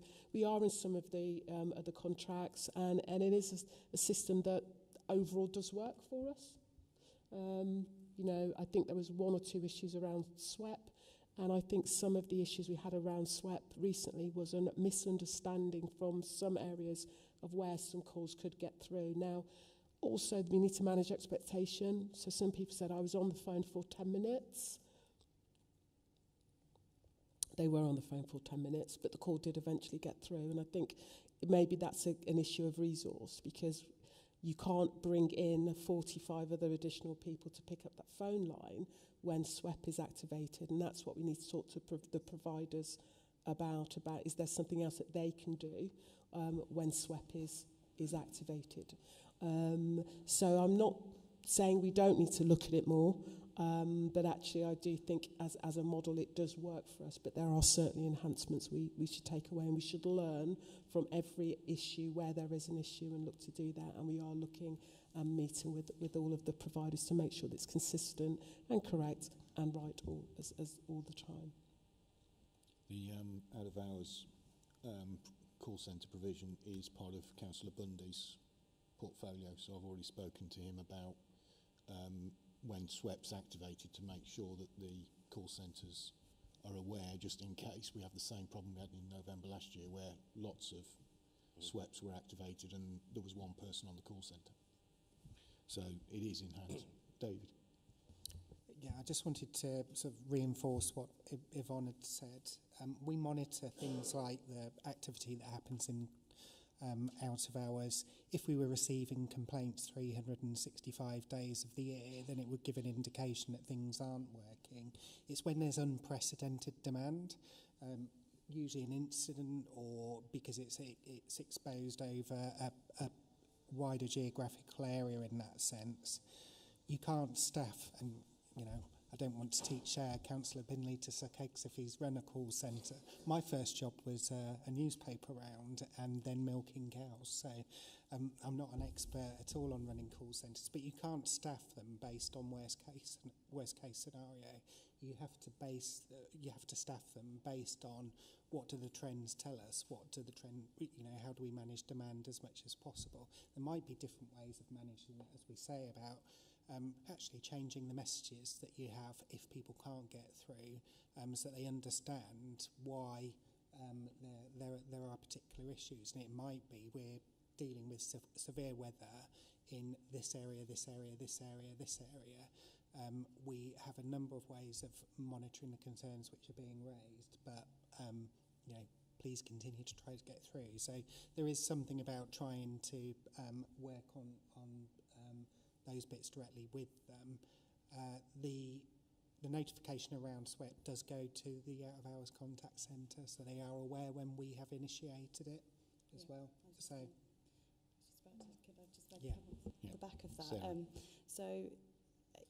As David said, so the out-of-hours call centres are all aware. At the end of each night during SWEP, so if SWEP's triggered for a 5-night period, at the end of each day, I will send out data to police, Kettering General, other hospitals, lots of provisions, not necessarily all members, but it will be the out-of-hours officers, housing colleagues, to notify them of the individuals that we've placed during that day, where they've been placed, along with people that have refused. And if they do see them, so if the police or the fire service come across them and we're not with them and they request to come in, please call out of hours, place them. They may change their mind. And also those individuals that we haven't been able to find. So again, if you find them, please place them. So we try to make it as watertight as we possibly can, and that has really helped. We have just been in talks with the fire service to give us additional capacity when we have SWEP triggered, to go out and do welfare checks if we are not able to find somebody, and we're in sort of early stages. We met with the Corby fire station last week, and they're more than happy to come out and help with us. So we try and make it as watertight as we possibly can. Okay. Lynn, yeah. Yeah, and I must apologise because I wasn't aware the last time that SWEP was not put in place, but because I'm on social media quite a lot of people were saying, has SWEP been triggered? And I don't think there was a central point where I could actually find the information without sending an email or something. So for me, what would be helpful would be having, a central point where it says SWEP has or, has been triggered, so that I can tell members of the general public who are sort of coming through social media quite a bit and saying, has it been done? Who do I contact? Because that is part of my role and my job. And sometimes we hadn't got those messages through. So, I apologise for that. But at the same time, I want to do my part as well and making people aware of who they should contact. Thank you. No, just in response to that, it does go on all of our social media sites. The media team are involved in the early activation stages of SWEP, and on that feed is how to contact the team. It does state there clearly during the office hours what number to phone, and it also states the out of hours. So we, as I said, at the end of each day and the activation of SWEP, we get that message out as wide as we can. We cast that net as far as we can. And at the end of the day, to also, hospitals are a key area to get that information out. So I'll happily, take any more feedback. If there's anybody else we can add to that distribution list, then please share, because we can spread that even further. We also join the emergency planning meetings teams as well. So when there is severe weather coming in, they're aware of what we're doing as a team. So we try and get that communication out as much as we can. But any more feedback, I'd happily take that though. Is it quick? Because we need to move this on, because we've been here over 3 hours now. I would just like to say thank you to all of the members who do actively take part in helping and supporting manage SWEP, as well as those members of the voluntary agency, and of course all of the members of the general public who contact us and advise us there. So we all play a part, and I would like to reach out and say thank you to everyone that enables us to do that. So thank you. Okay. Don't see any more hands, so thank you everybody. Thank you for the presentation. So next item's item 7, the executive forward plan. Can I take that as read? Excellent. And then the forward list for this EAP. Is everyone happy with the current list? Yeah. Okay. I think that is everything on the agenda, isn't it? It certainly is. Excellent. Thanks for everyone for attending, and declare this meeting closed.